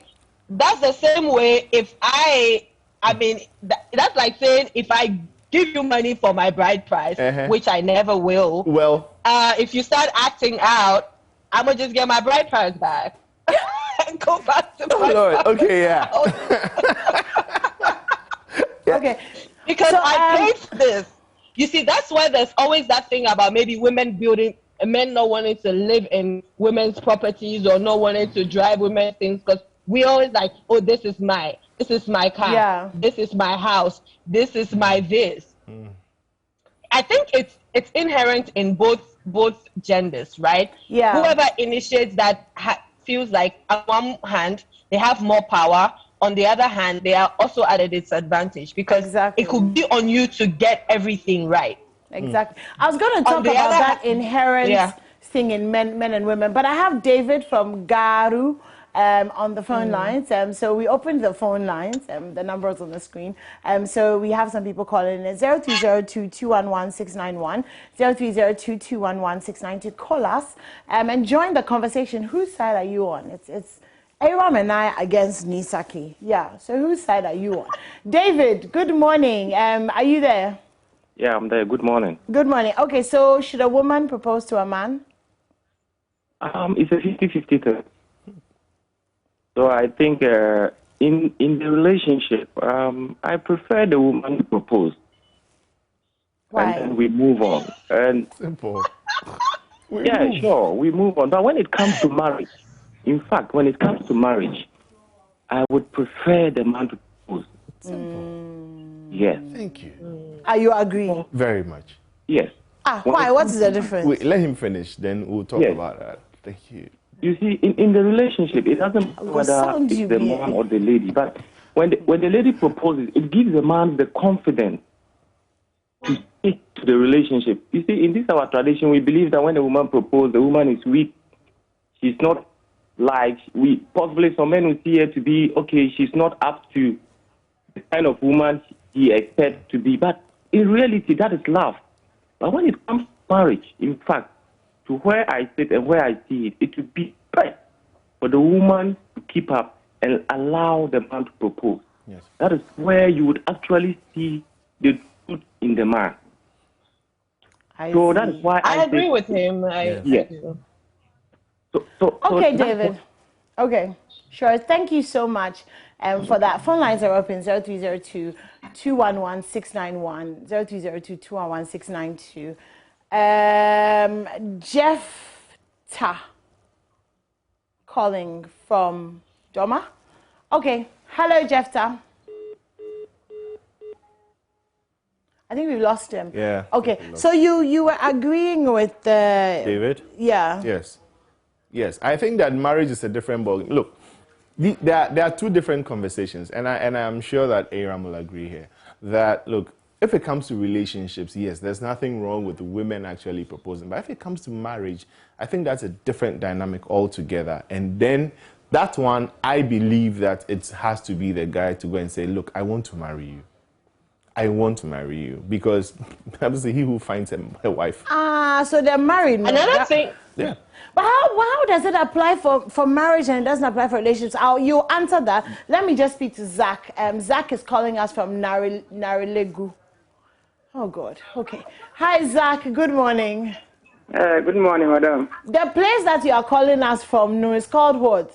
Narilegu. It's called Narilegu, the capital of North East region. Narilegu. Good morning, madam. Okay. Good morning, sir. Please, should a woman propose? Narilegu. Narilegu. That is the capital of North East region. Northeast. Oh, right. Okay. All right, Zach. Good morning. Good morning again. Good morning. Good morning. Good morning. Okay, so do you think that a woman should... North East region. Zach, this is not a history class. Northeast region. Good morning to you too. Hey. Good morning, Zach.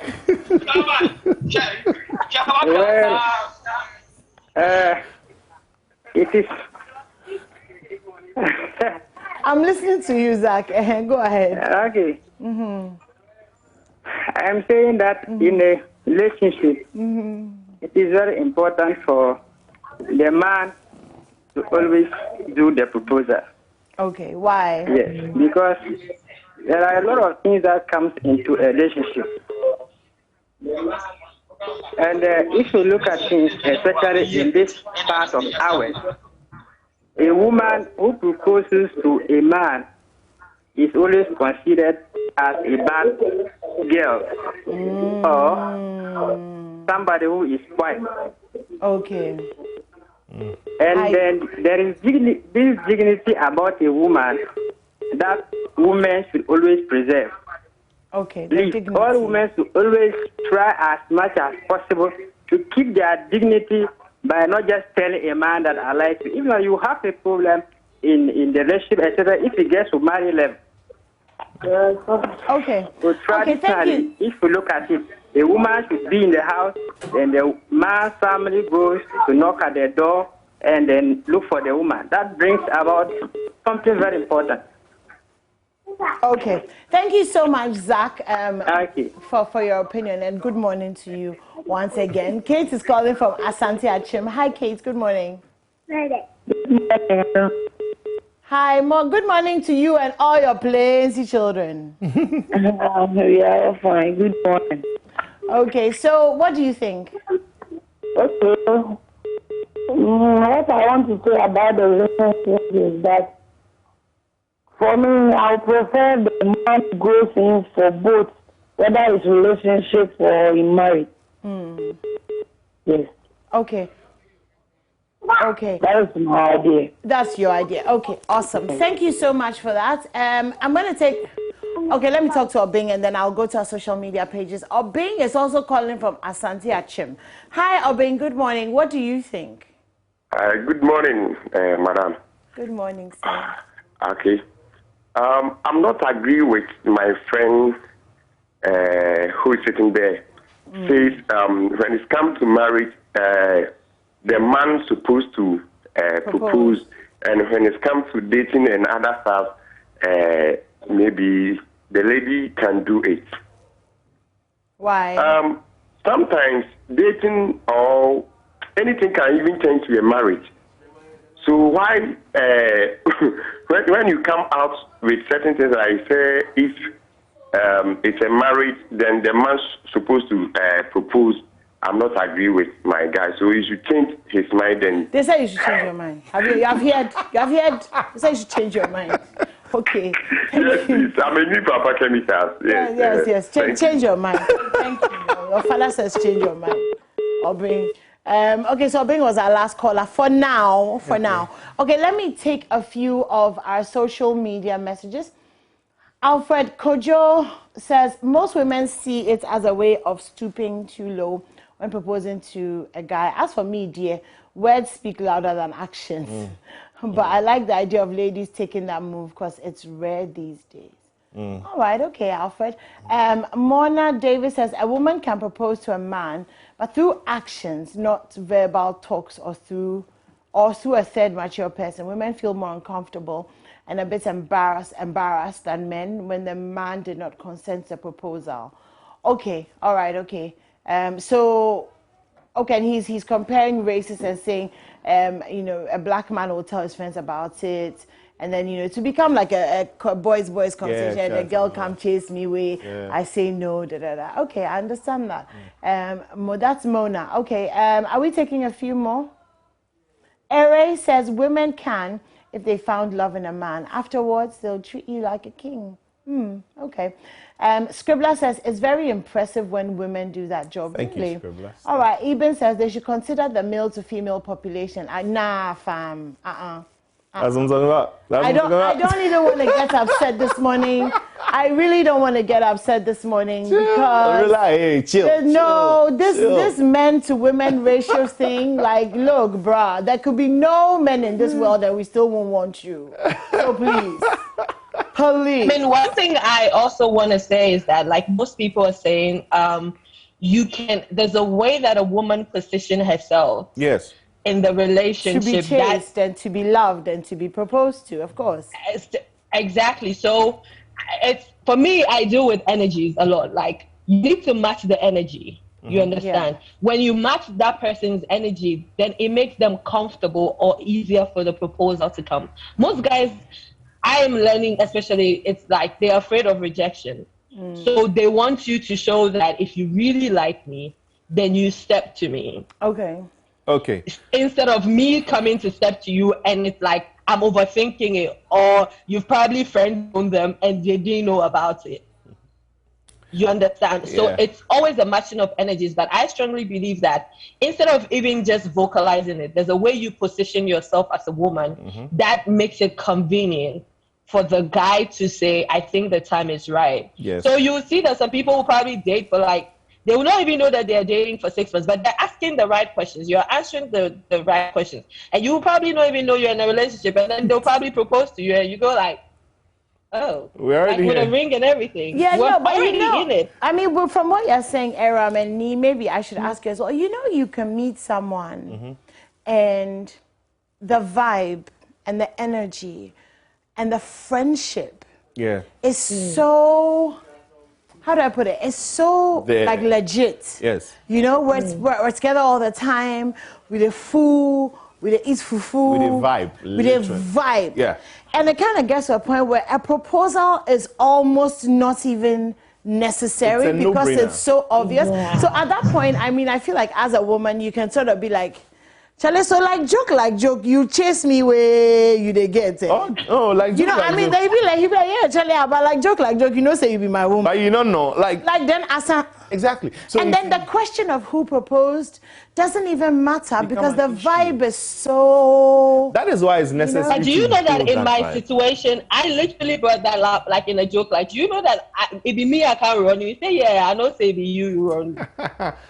Wow. But it adds to it. It adds to the fun. It adds to the excitement. It doesn't add to the fun. Oh, come on. Tears in the end. Look, well, if there's tears, look, if tears go come, tears go come. If it go end, it go end. And it doesn't have to do with who proposed or not. Because it doesn't matter who proposes. Exactly. In the relationship, I actually don't agree with both of you when you say it doesn't matter who proposes. Like it won't end if the guy proposed. No, that's not what. No. Thank you. No, that's ad reductio absurdum. Don't reduce my arguments to absurdity. Yeah, that's not what I'm saying. That's Kuntomre Gobe Bancheni Ampesi. Don't reduce it to food. Thank you. I mean, like you said, I like what you said about there are some relationships that the vibe is so good there is no need to propose because we just flow and everything is nice. But do you guys get that? Do you guys get that? In every relationship, in every marriage, I don't want to pull rank. So I'm not going to. Okay. I just thought I'd drop that in. Yeah, you know, yeah. But anyway, no. But just joking. But in every relationship, there is a point where there is a power dynamic, a power play, whether you like it or not. Yes. And in that moment, I find, in my experiences and in my conversation, it really matters that it was the man who said, this is the woman I want. I disagree. This is the woman I'm chasing. This is the woman I'm going to marry. You see, at that point... It be like when woman preg give you where you marry him. You dey fight and then you say that me now I no go marry you, but you preg that be why they marry. No, listen. Let me make this analogy, okay? It check like people are sitting in a Trotsky, right? And it's moving. It gets to a point where we are like in the middle of the road, all right? And the Trotsky stops. At this point in time, we are not supposed to depend solely on the capacity of the engine. The driver says, that's where volunteers get down and push the car.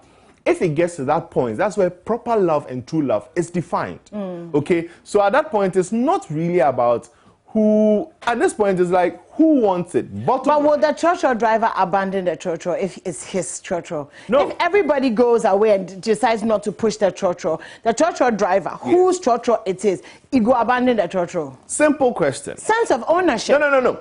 Let me answer you. We are all going into a destination, right?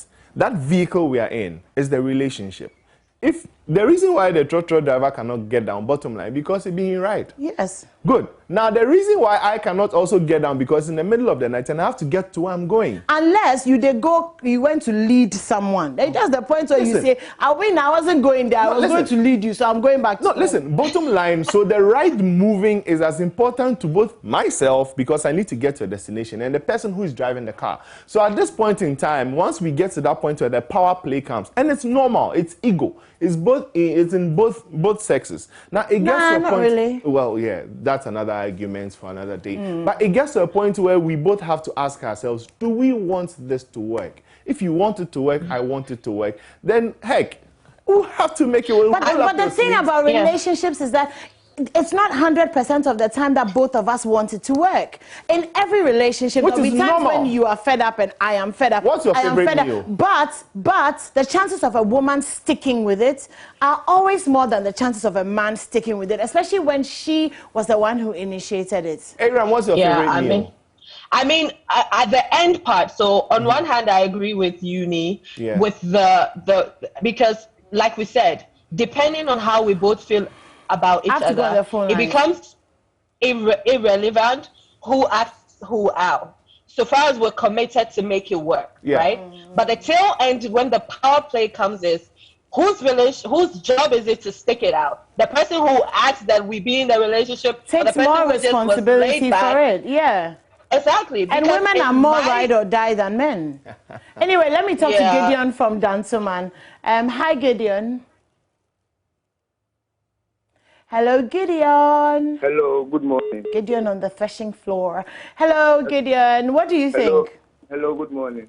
Hello, good morning. Good morning, Gideon. Please, I would like to share my idea. Yes, go ahead. Share your idea. Okay, I think it's sometimes right for a woman to propose to a man. I say this because, you see, most especially the rich girls, the rich women are mostly single. You know that. Gideon! Yeah, hello. I see. That'll be where they try to take the conversation. All right. And the rich women are mostly single, isn't he? Yes, yeah, listening. Like, we have some guys who are like nice guys who are not really comfortable, don't really have anything in life and stuff. But sometimes they feel like, I like this girl and maybe should I even go to her and propose to her? But because the girl is rich and looks more comfortable than the guy, like it doesn't boost the guy's morale to maybe approach a girl or something. Boss, baby, you not give him. Sometimes I propose to a guy.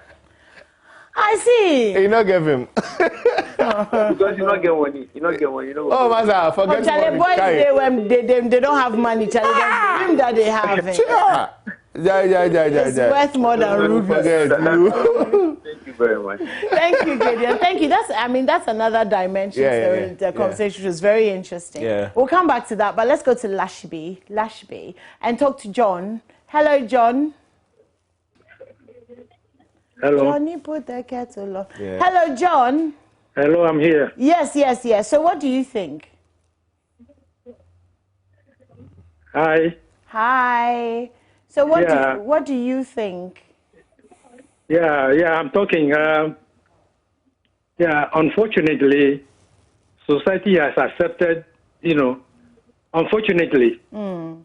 What I'm saying is, unfortunately, society has accepted that a woman should not propose to a man. But that is very sad for the woman. Because if the woman has something in mind, a woman likes a man, and the woman wishes the man talks to her, but the man is not talking to her.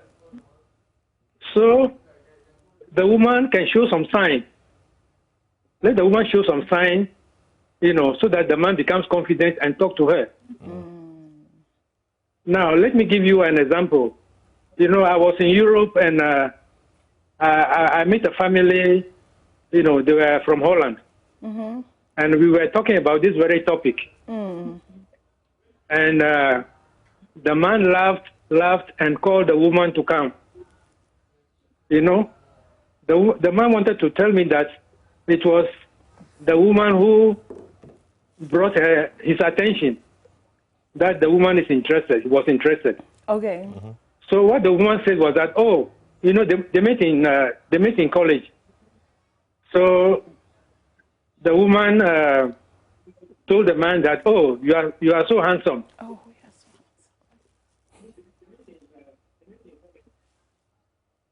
John, are you there? Yeah, the woman said you are so handsome. So this gave the man the courage to, you know, go ahead and, you know, get into a relationship with a woman. Okay. Now, also, there's another experience. I met a woman who was interested in me, but she was not able to tell me she was interested in me. But what made me aware that the woman was interested in me was that the woman asked me a question about the production process we're engaging on. Okay. And she asked me how did she go about it. And I knew it was a simple process that she should know because she was even there before I came. Okay, so she was just so it gave me the opportunity that, oh yeah, the woman wanted to come nearer me. Okay. See, it was an opportunity that the woman wanted to come nearer me. Okay. So that was how I managed to go nearer the woman also. Okay. And we became friends. Okay. You know, we entered into a relationship for you know, over 2-3 years. Okay. So that is unfortunate for the women, you know. So I would advise the women to at least show some sign. Okay. We will show some sign. We will show Don't say, some signs. I want to be your boyfriend.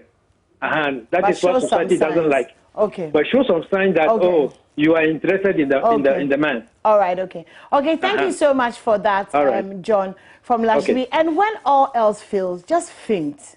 Like, just go stand by him and just faint at once.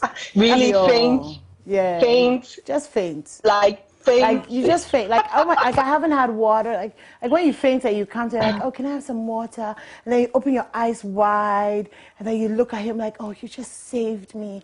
You watch too many movies anymore. Like, thank you. Rubberman Productions. Thank this you. Is why you should come to Festival of Play. If you faint, I'll pour water on you. Stage, if you faint. Like, must sound. I'll go slap you. You see. That's how to faint. That's how to faint. Come on. You haven't fainted before. Eh? Me faint. Like, you saved me. Or like those people who just bump into you in person, all your books will fall on the floor and then we'll start picking stuff. Please, that's Bollywood stuff.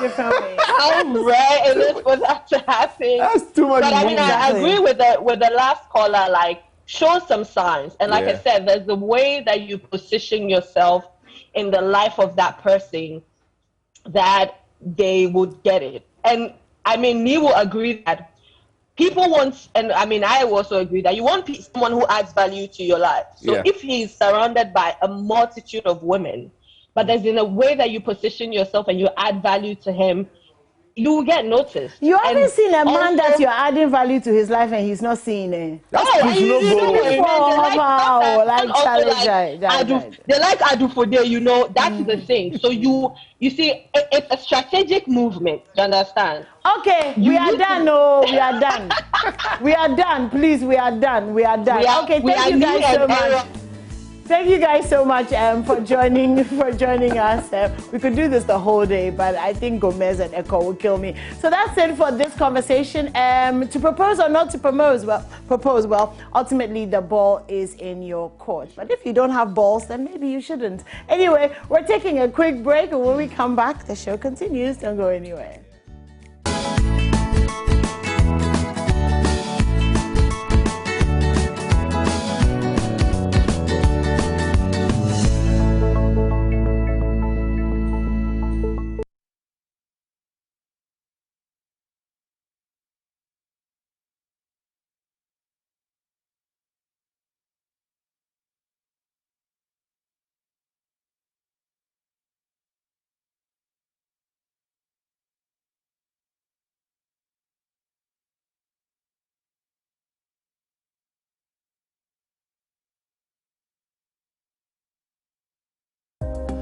Hello, my name is Nathaniel Atta. You can catch up with all the fun and inspiration on the Joy Sports link here on Joy 99.7 FM, together with all other shows over and over again. It's very simple. All you need to do is go to myjoyonline.com/podcast and relive all of those fun moments over and over again. Joy 99.7 FM, your radio for discerning listeners. Joy 99.7. Welcome back, and this is still the AM show. Now, ULesson is a Nigerian education technology company that was founded by Sim Shagaya. ULesson's suite of products, a comprehensive video library, live lessons, and live personalized homework help work together to provide a rounded learning experience for learners. With a core curriculum video library, learners can study at their own pace and prepare for tests and examinations. Joining us for our conversation is Sim Shagaya, CEO, ULesson Education. Good morning and welcome to the AM show. Good morning. Thanks for having me. Oh, okay, so let's start with telling us about ULesson. What exactly does ULesson do? Well, we are a business that combines education and technology into one platform. We provide services at this point from grades 4 all the way through to SHS 3, so primary school through secondary school. And we do that through a range of services delivered via smartphones and tablets and laptops. And those services include this rich curriculum, relevant pre-recorded library that covers all of the subject matter that a young person could be looking to learn. And then it also includes live lessons. So you can have one master tutor, and those tutors can be Nigerians or Ghanaians in this case. And they are addressing a range of, 100 students. And it's very interactive, and that's live versus the pre-recorded that I talked about before. Okay. And then we also have the one-to-one homework help support. Okay. I mean, it definitely sounds very interesting. Now, we hear that you've just raised $15 million in investment. What's the plan for that money?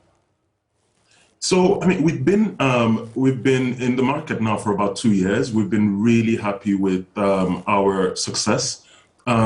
Nigeria and Ghana are two prime markets. So, this $15 million is going to go towards several things. The first is we're going to really deepen the technology, make it even much better, create personalized learning products so that the outcomes that we're already seeing from our students are even better. We're going to enrich the curriculum. I would like to see a much more sort of international base of teachers and tutors that are providing these services. And we're going to deepen sort of our route to market. So we can really, because in our case, we're really talking to two stakeholders, right? It's the parent and the learner. And so we really need to engage deeply with households in order to show them that we are providing something that is not just new, but it's actually orders of magnitude better. And so this is what we're going to be doing. And we have some of the leading investors in the world that have backed us on this. We're really excited about this new funding round. Okay, so this is my question from what you're saying.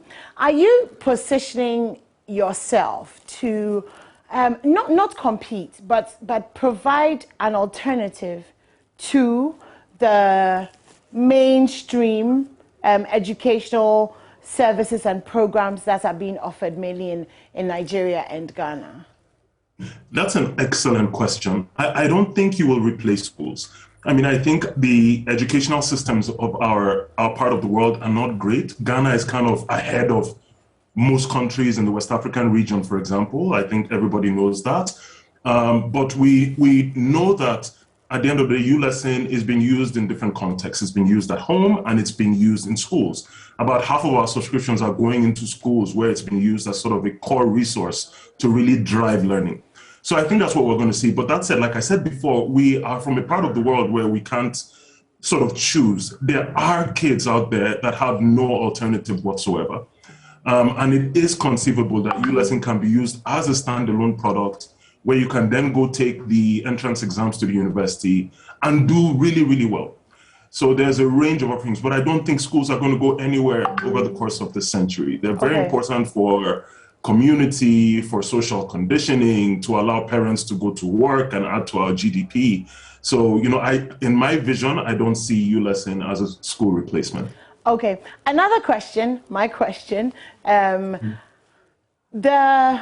U lesson, the content, obviously from what you're saying, it's taken into account the curriculum that, in Ghana, for example, the GES may have laid out, right? So you can follow the U lesson curriculum and be assured that you will pass your examinations. Oh, yeah, absolutely. We pay great homage and respect to the local curriculum. There are subjects like history and government that are very localized, and that is part of what this funding is going to be used for. We're going to be recruiting aggressively in Ghana so we can build localized modules in subjects that are, by definition, local. But beyond that, yes, very, very sort of country-specific curriculum. Okay, but that wasn't my question. So my question then is, if there's all of that, and there must be some sort of added something that drove this vision, because surely it's not just to replicate digitally what, you know, GES or what the, you know, the Nigerian education system is doing. No, there's so much more that you can do with digital that you just can't do with paper and black ink.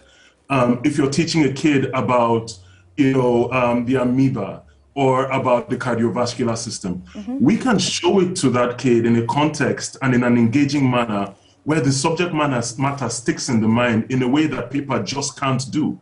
They can manipulate that object, they can look at it, they can pause, they can rewind, they can learn at their own pace. If you talk about assessments, we can provide assessments to a child in a way that drives further learning. So you didn't do well in this particular subject matter. So we recommend that you take this live class and read, and watch this video. We can present analytics to parents and to schools and teachers in a way that is just never been possible in our part of the world before, where you can say a kid was at this point last week and here's how they've progressed. And here are their weak points down to chapter level of a subject. And you can compare that kid to a larger cohort. So digital is just so much more powerful. And it is the future of learning. Okay, but then again, gosh, my question, I'm so sorry. These are just like random questions, but as I'm talking to you. Okay, so I mean, so digital is exciting, you know, it is exciting and it does offer a lot of different ranges and opportunities like you're saying. But if we look at Ghana and Nigeria, for example, a lot of the people who may actually need the digital add-on so that they have more access are most likely the people who cannot afford the support that goes into having a digital platform for learning. So for example, internet in Ghana is not like internet in the UK or the US. Do you know what I mean?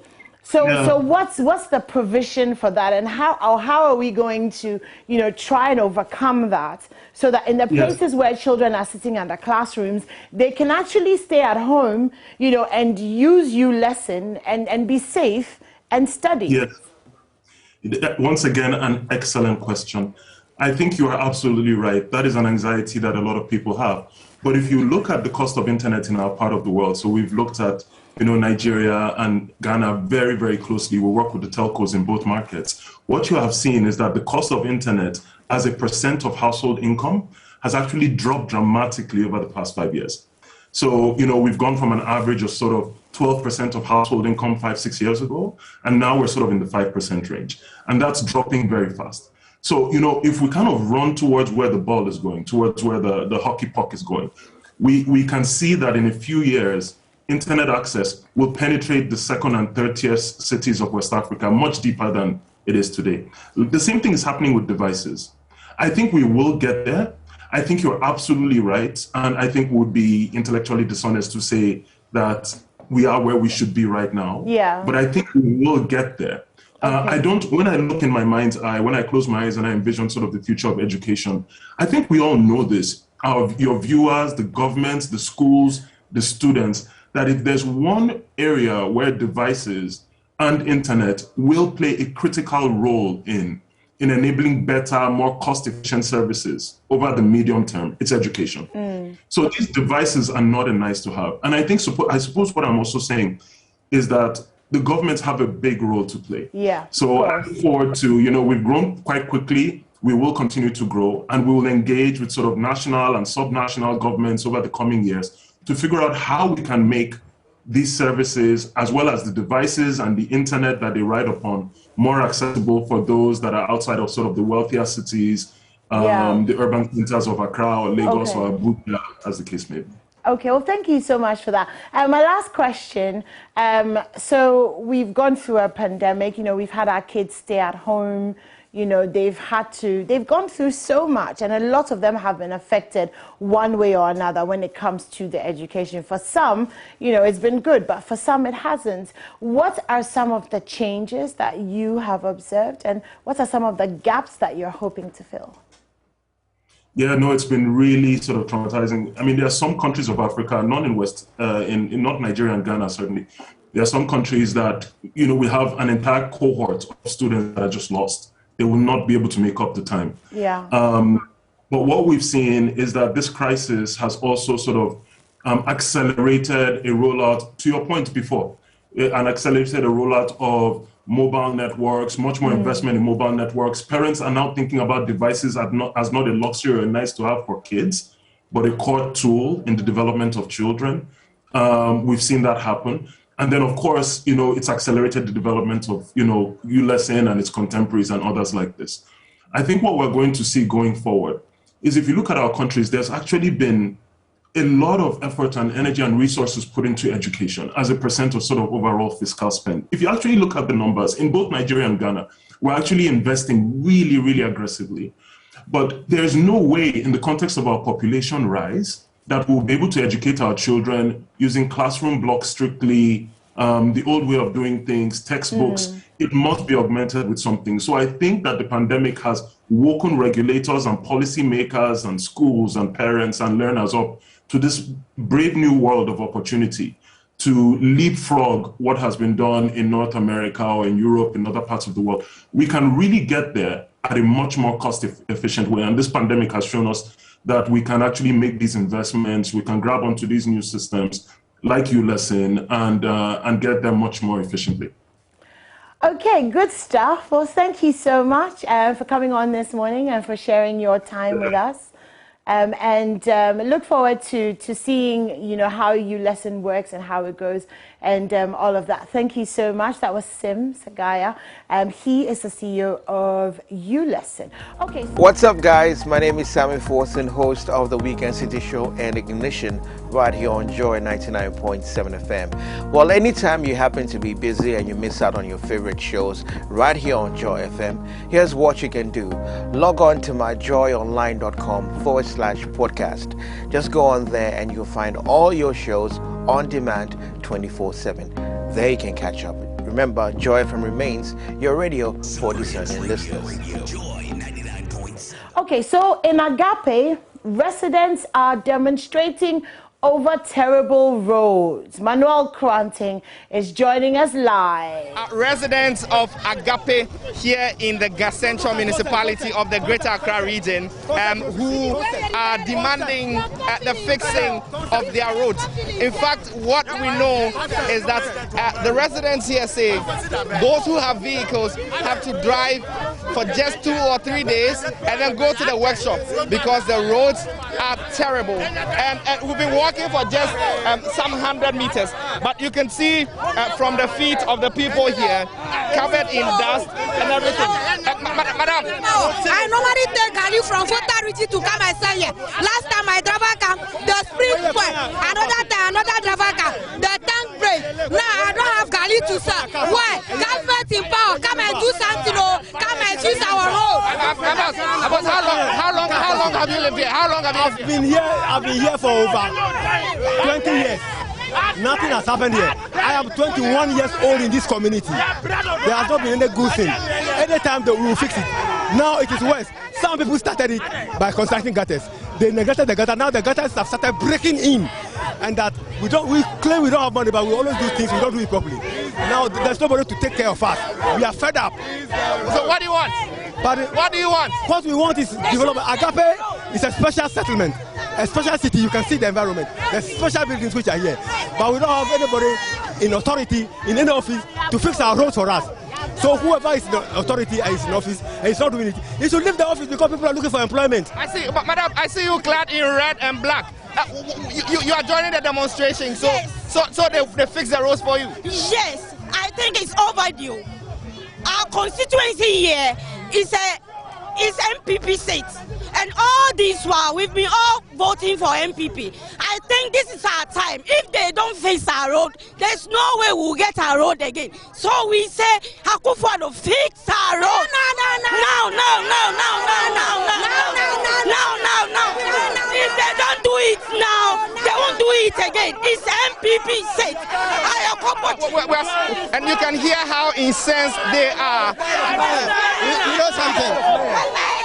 20 years in government. He is unable to fix this road. 20 years in government. 20 years in government. And she is unable to fix this road.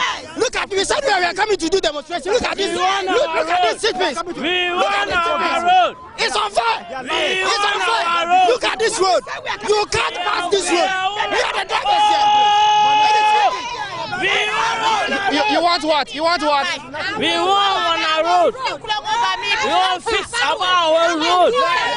What do you do? What do you do? Are you a driver? I'm a driver. Okay, so I'm a team driver. How does it affect you? The road? How does it affect you? Almost disturbing. Then always going shop and doing everything nonsense in this road.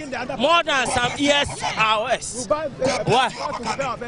And so what we are seeing now, a lot of incensed residents here with different placards, and you can see the placards written on it. Agape lives matter. No more promises.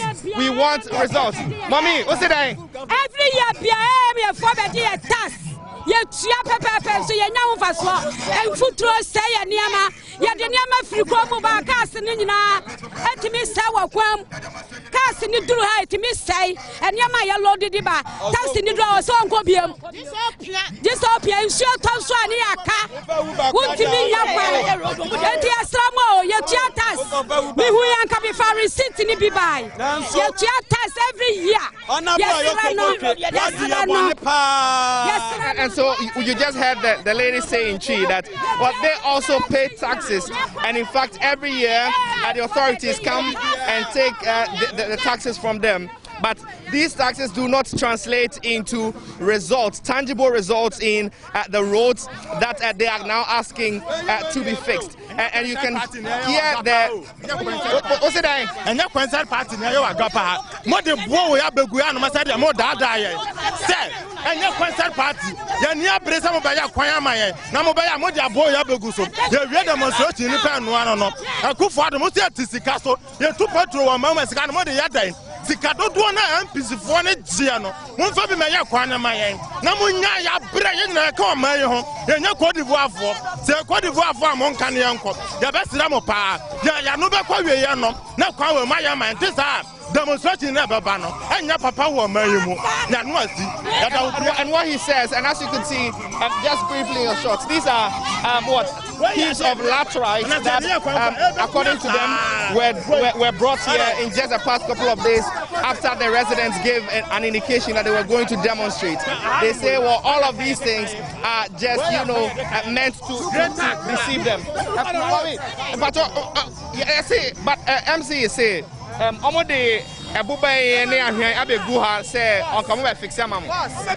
know something? We are fed up. Do you know something? Tell me. Anyanso constituency, one of the biggest in Greater Accra. Yepeja MPP Kosro, Ebanu voter. Yepeja MPP Kosro. What is it? At least 5 years in Musimu Road. 5 years. And then we are waiting for them 2024. They should come.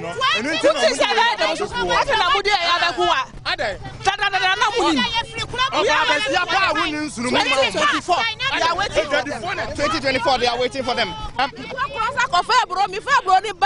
Now, my image dancing. And me book on shock where the my why you got that, why you toilet money upon the chore, Bonnie Bear, a pamucho, a pamucho, and Yamaruna Kakwan.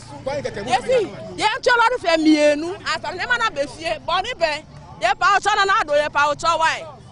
And this lady just knelt down, and she says that she actually sells corn, and she takes delivery of the corn all the way from Nkranza, but the taxi drivers and so on who come to drop her actually leave her just at the exit of this particular road into the main Awo-Shipokwase highway. And so as you saw her kneel down there speaking in Chi, she's begging the president and by extension the local authorities here within the Ga Central Municipality to actually fix the roads for them. She is not alone, and as we've been walking in the past couple of minutes, what we're seeing is that a couple of vehicles have broken down.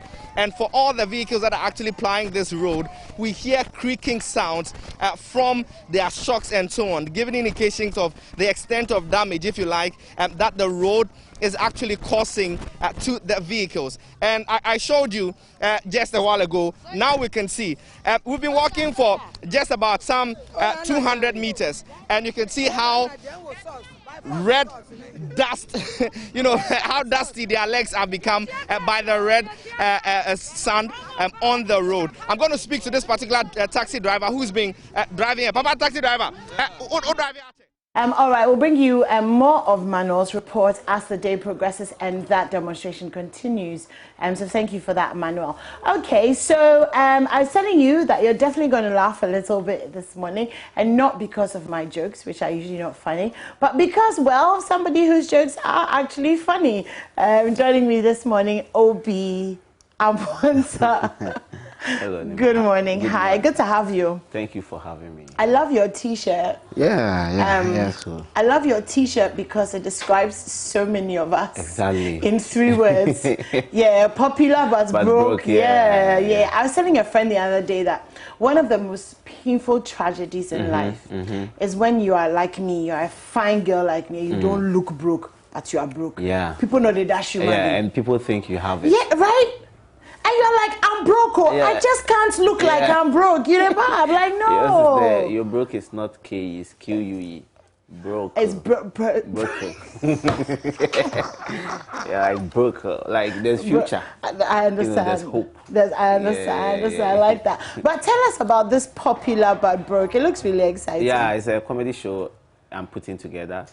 A comedy special, actually. This is my 3rd comedy special I'm doing. I've done 2 already at the Snap Cinema. Did Voices in My Head and then Political Refugee. Now, for a comedian, doing specials is like your an album to a musician. Okay. You know, so musicians have albums that they release. And so I do about an hour and then 15 minutes of comedy on stage. So basically, that's a show I'm putting together. And for this one, we are doing it at the National Theatre. Oh. Yes, we decided to go big this time. Okay. Okay, well, go big or go home. You know what I'm saying? I like that. Yeah. Wow, okay. Yeah. So I have Uncle Fritz Bafo performing on it. Yeah. Interesting, okay. Yeah. That's how big we are going. That's how big it is, yes, yeah. And then Mickey Osebeku, Master Richard will also be performing. Okay. And then a couple of other young comedians as well. So we are fusing the new and then the old generations together to entertain Ghanaians. And then Kwabena will be giving us some exciting music. Yeah. We like the mention of Kwabena, ladies go. Yeah. We go like that because we remember the picture where, you know, they wear shit. Yeah, the oily. With the frighto. Yeah, frighto. You understand? It's a memorabilia. Yeah. Some of us cannot go frighto. No. Don't try. God That sounds really exciting. So Fritz Bafo, Mickey Osei yourself, some younger comedians, and then some good music. Yeah, good music as well. Yes. Okay, so that's happening tomorrow? Yes, tomorrow at the National Theatre. Okay, what time? 7 p.m. 6:30 we would open the gate. 7 p.m. the show would start. Okay. And God being so good, our early bird tickets, 60 cities are finished. We only have the... That's fantastic. Yeah, that's beautiful, and we are grateful to Ghanaians for the support. We didn't think we would get this far, but yes, and we've just started, so we believe the support is in the right direction. Yeah. Yes, and so you can purchase now we have the 100 cities VIP. Okay. And then the VVIP 150. Okay. And so you can purchase via the... So those are the only ones available left, the VVIP and the VIP. The VIP, yes. Okay. But we have more of those left. So okay. No. Yeah. I so get that. Yeah. You can make a purchase because we are in the e-biomeatization. We have decided to go through the short code and not print too many tickets. The levy, no, it hasn't started. The levy hasn't started. Thank God. I hope it doesn't start. Everybody hopes it doesn't start. Yeah, I think it's like a payback to us because we complain that we don't have money, but another sees the annual Momo report. It's wicked. It says reference. Take this 1,000 for cocoa. I say, you get me? Yeah, it's like, yeah. Because do you take the reference seriously? I don't. I just type something like something. But if you look through people's references to be food, lunch, side chick, exactly. This, and you be like, something small, 10,000, something small. Hey God, I want that something small. Jesus Christ, something small. Something small, yeah. Oh 10, my God. But you don't want my something small. No. It's 10 cities.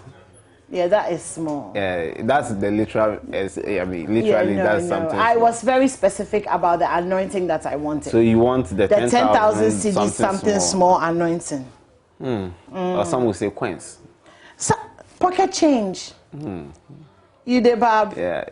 It doesn't have to be just you. If you want to send me something small. I don't want to send you anything. All right. So back to my show. Yes. If you want to buy tickets, you can dial the short code *447* 1000 hash. Okay, *447* 1000 hash. And then purchase through mobile money. Okay. Yes, or if you want to make for the VVIP, it's by reservation. Okay. And so you can call 02666 77778.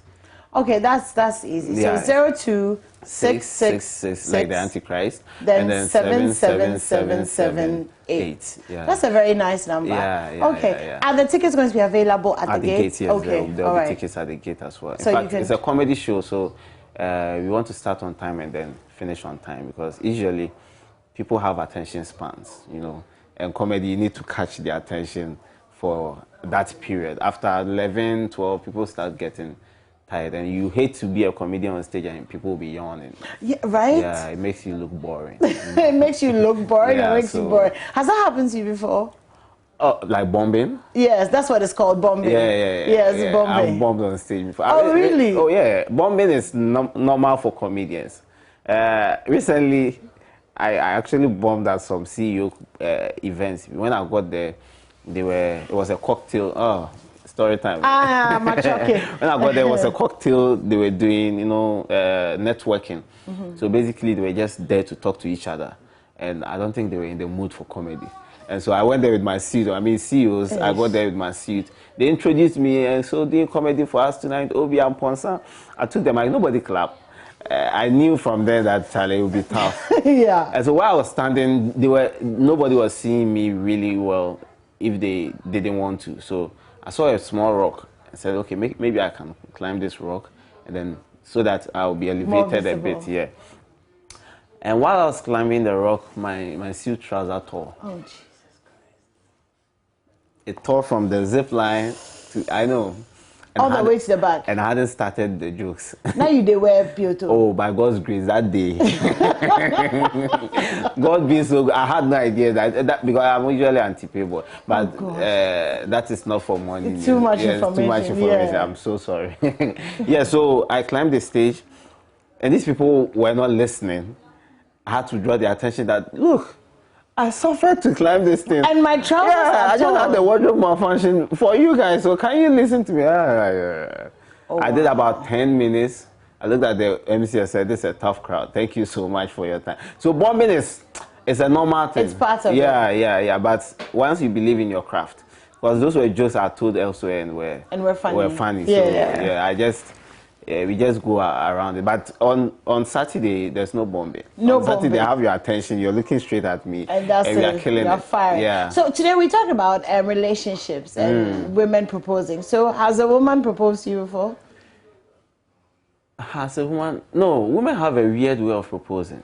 Okay. Like they don't say I like you. They text you, hey, big head or something. Like hey, big head. What are you doing? I see. That shows she's. Me, when you text me big head, I know. I know there's something. Big head there is could your be something. thing. Or maybe at 12 a.m. when you're still online, she texts you, sleep, with that emoji. Yeah, or sleep or sleep with that emoji that the eye is looking upwards. Yeah. Like, you know, it shows that she thinks about you. Yeah, there are signs. Women don't just go straight to the point. I think maybe by the culture that we live in and by upbringing and maybe by the thought that men would say they are cheap, you know. Yeah, there's that. Yes, and men actually love the chase than to be chased. That's what I've been saying. Yeah, men love to be... Men love to chase. Yeah, and so if you're a lady and you really like a man, don't show him you love him too much. Make him chase you. Make him keep chasing you. The more we chase, the more, you know, like, yo, what? Yeah, like, what up? There's joy in the chase. There's joy in the chase. Are you going to tell us a joke? No. Why? There's a lot tomorrow, so just... Hey, you can't do that. Just tell us a joke. I mean, because, you see, stand-up comedy, you need an audience, you know. You have an audience. You have how many millions of people watching you? These people are not audience. You see, the laughter will drive my passion. Like, okay, so should we laugh? But I mean, come to my show because I'm just saying that COVID has frustrated us a lot. Like even politicians were campaigning for other parties, members of it. Remember when Nanado went to Ododio to campaign? Remember, he said, Ghana for Otuama Menana Adodankwan. I'm Otuama Nilante Vandapoe. I said, there be a banamos. Yay! Mankani ye cry. Manua from Basa. Navanda boy there. Medene ye day. So I think maybe if you have a boyfriend or a husband. I have both. If one day he is mentioning your name is saying why he wants to mention your name, and then maybe he says Equia. And they say, hey, who is Equia? And then your husband goes like, yay! This man can hear cry. Anyone I make home, Equia day, you know. There are lots of jokes tomorrow. To look forward to tomorrow, National Theatre, 6:30. Yeah. Gates open at 6:30. Yes. For 7 p.m. We'll be there. Looking forward to that. Thank you for having me. Thank you so much for coming. Your people here have shown a lot of support to me, and I'm really grateful to that. And also to people who have bought my tickets. Aww. I did not believe it would be this good. But be this good. Yes, it's about to get better. Yeah, thank you. All right, thank you so much. Okay, so I'm sure you've heard of 5%, 10%, 15%, 20% discount, but never 50%. Well, Sethi Realty is offering 50% discount on their dwelling properties. Prices starting from 210,000 Ghana cedis. Well, that's like the price of a brand new car. You get a house for that price. This offer is for a limited time and on selected units. Terms and conditions apply. So if you're looking for a 2 or 3 bedroom house in a gated community, call Sethi Realty 055-143-5555, 055-143-8888, or visit them online at www.nyamedriagh.com. Very big thank you to Obian Ponta for joining us. Looking forward to that show tomorrow. Remember, it's at the National Theatre. Gates open at 6:30. You get that for 7 tickets, 100 cedis, 150 for VVIP. You can get the tickets there if you missed any of the short codes or the details.